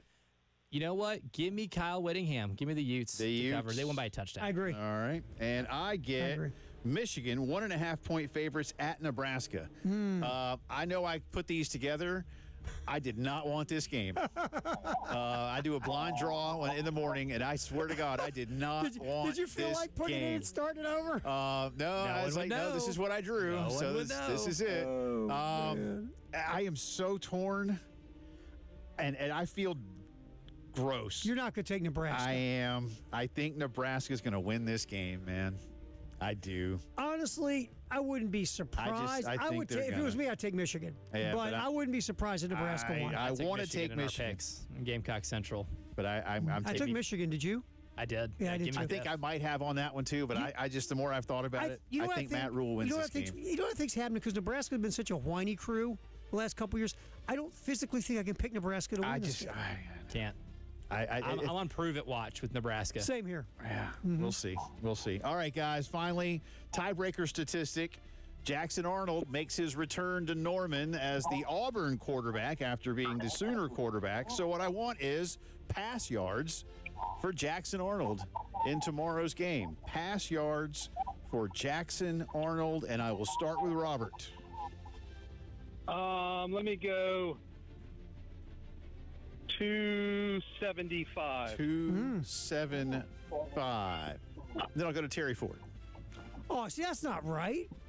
I'm gonna go 174. Wow. Seriously? Yep. 170. Now, he said 275. I'm going 174. I don't think Jackson Arnold's going to have a big day against the Oklahoma defense. Okay. I think, plus Auburn likes to run the ball and be balanced. Okay, 174. I'll go next. And I'm going to go higher than that, but maybe not. I'll go 210. 210. Angel, what do you think? I'm going to go with 197. 197, and that leaves our leader, Elijah Campbell. 181.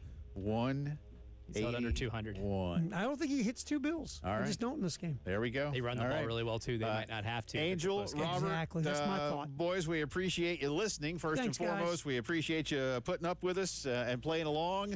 Good luck. Winner, if you beat 2 of us, we'll hook you up with a beer card. So pulling for you, sort of. But that means we lose. Man, well, we're getting used to it. As long as it's not me, that's the 2 losers. But now, all good. Not seriously, Angel, Robert, thank you. You guys enjoy all the football this weekend. We'll let you know. See you now. Good stuff. That's Angel and Robert, and that is the Wild Card Showdown. We'll wrap it up here with some thoughts on the Carolina game coming up.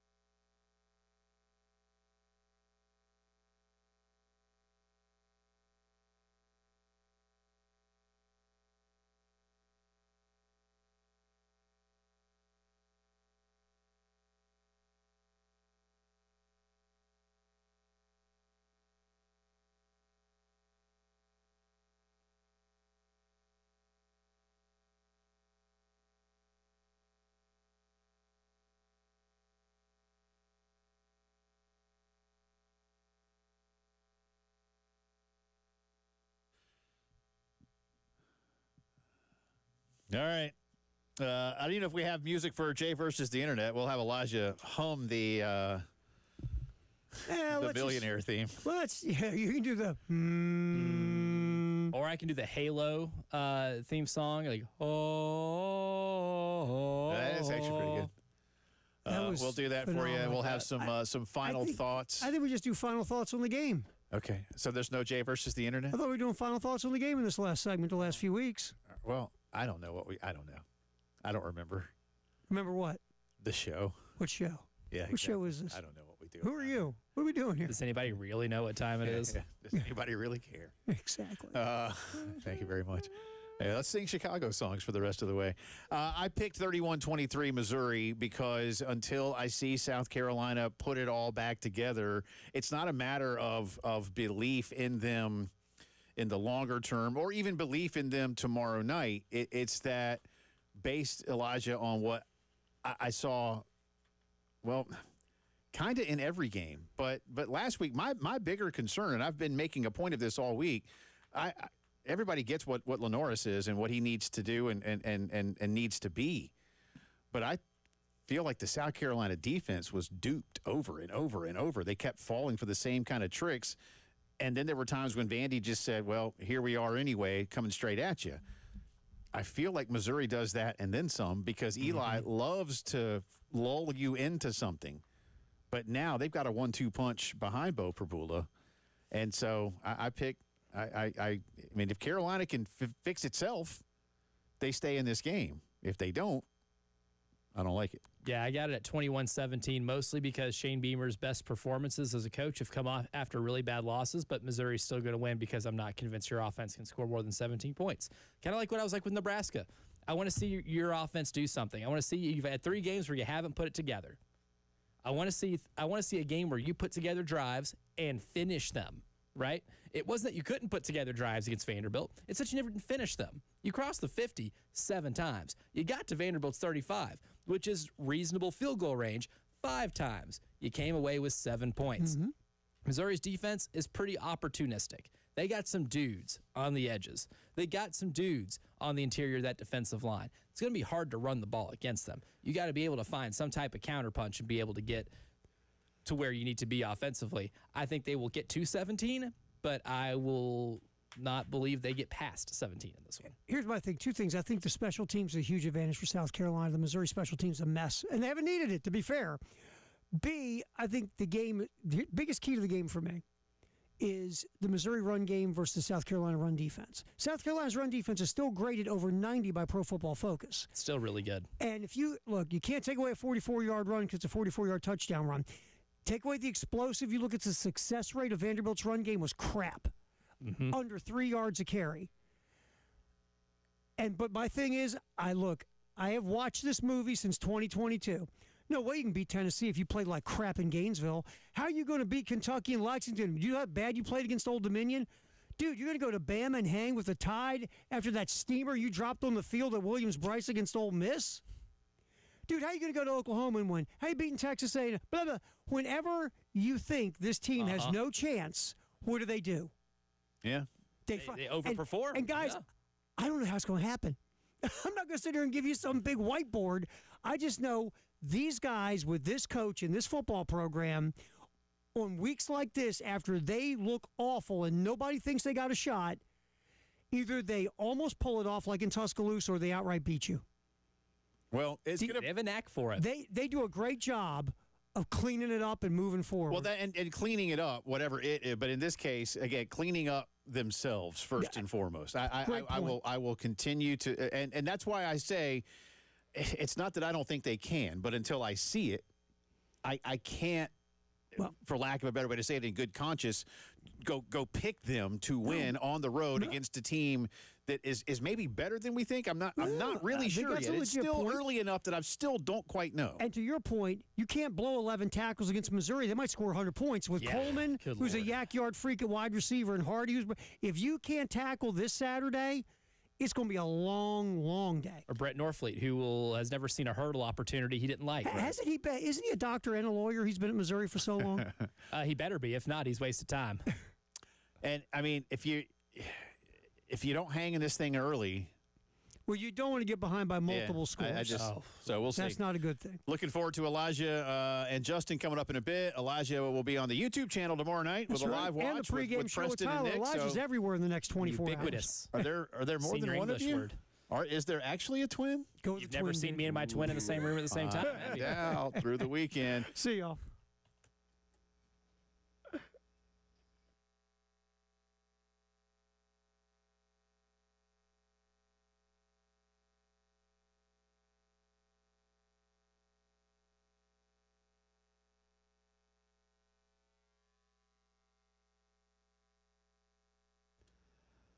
(803-875-MENS). Maybe you've been teetering about making this phone call because you're a guy and some of the issues we talk about, the lack of sleep and, you can't remember where you sit things and you're not as strong at the gym and you don't recover as well from when you do exercise. And you have this lack of drive in life and in everything. But you're like, I don't want to make that call, man. I don't want to be telling people my personal business. Just go make the call. 803-875-MENS. Go see Dr. Dan and the folks at the men's clinic. Tell them your story. It's confidential. It's free. If they think it could be low testosterone, they'll run you through some lab work. If it is low T, they'll put you on a program specifically designed for you to get you back to being you again. It could just be low testosterone. You're worrying about nothing. Call the men's clinic and find out for sure. 803-875-MENS. Just go in and have a talk. It might be the best thing you do for yourself moving forward. Men's Clinic of South Carolina.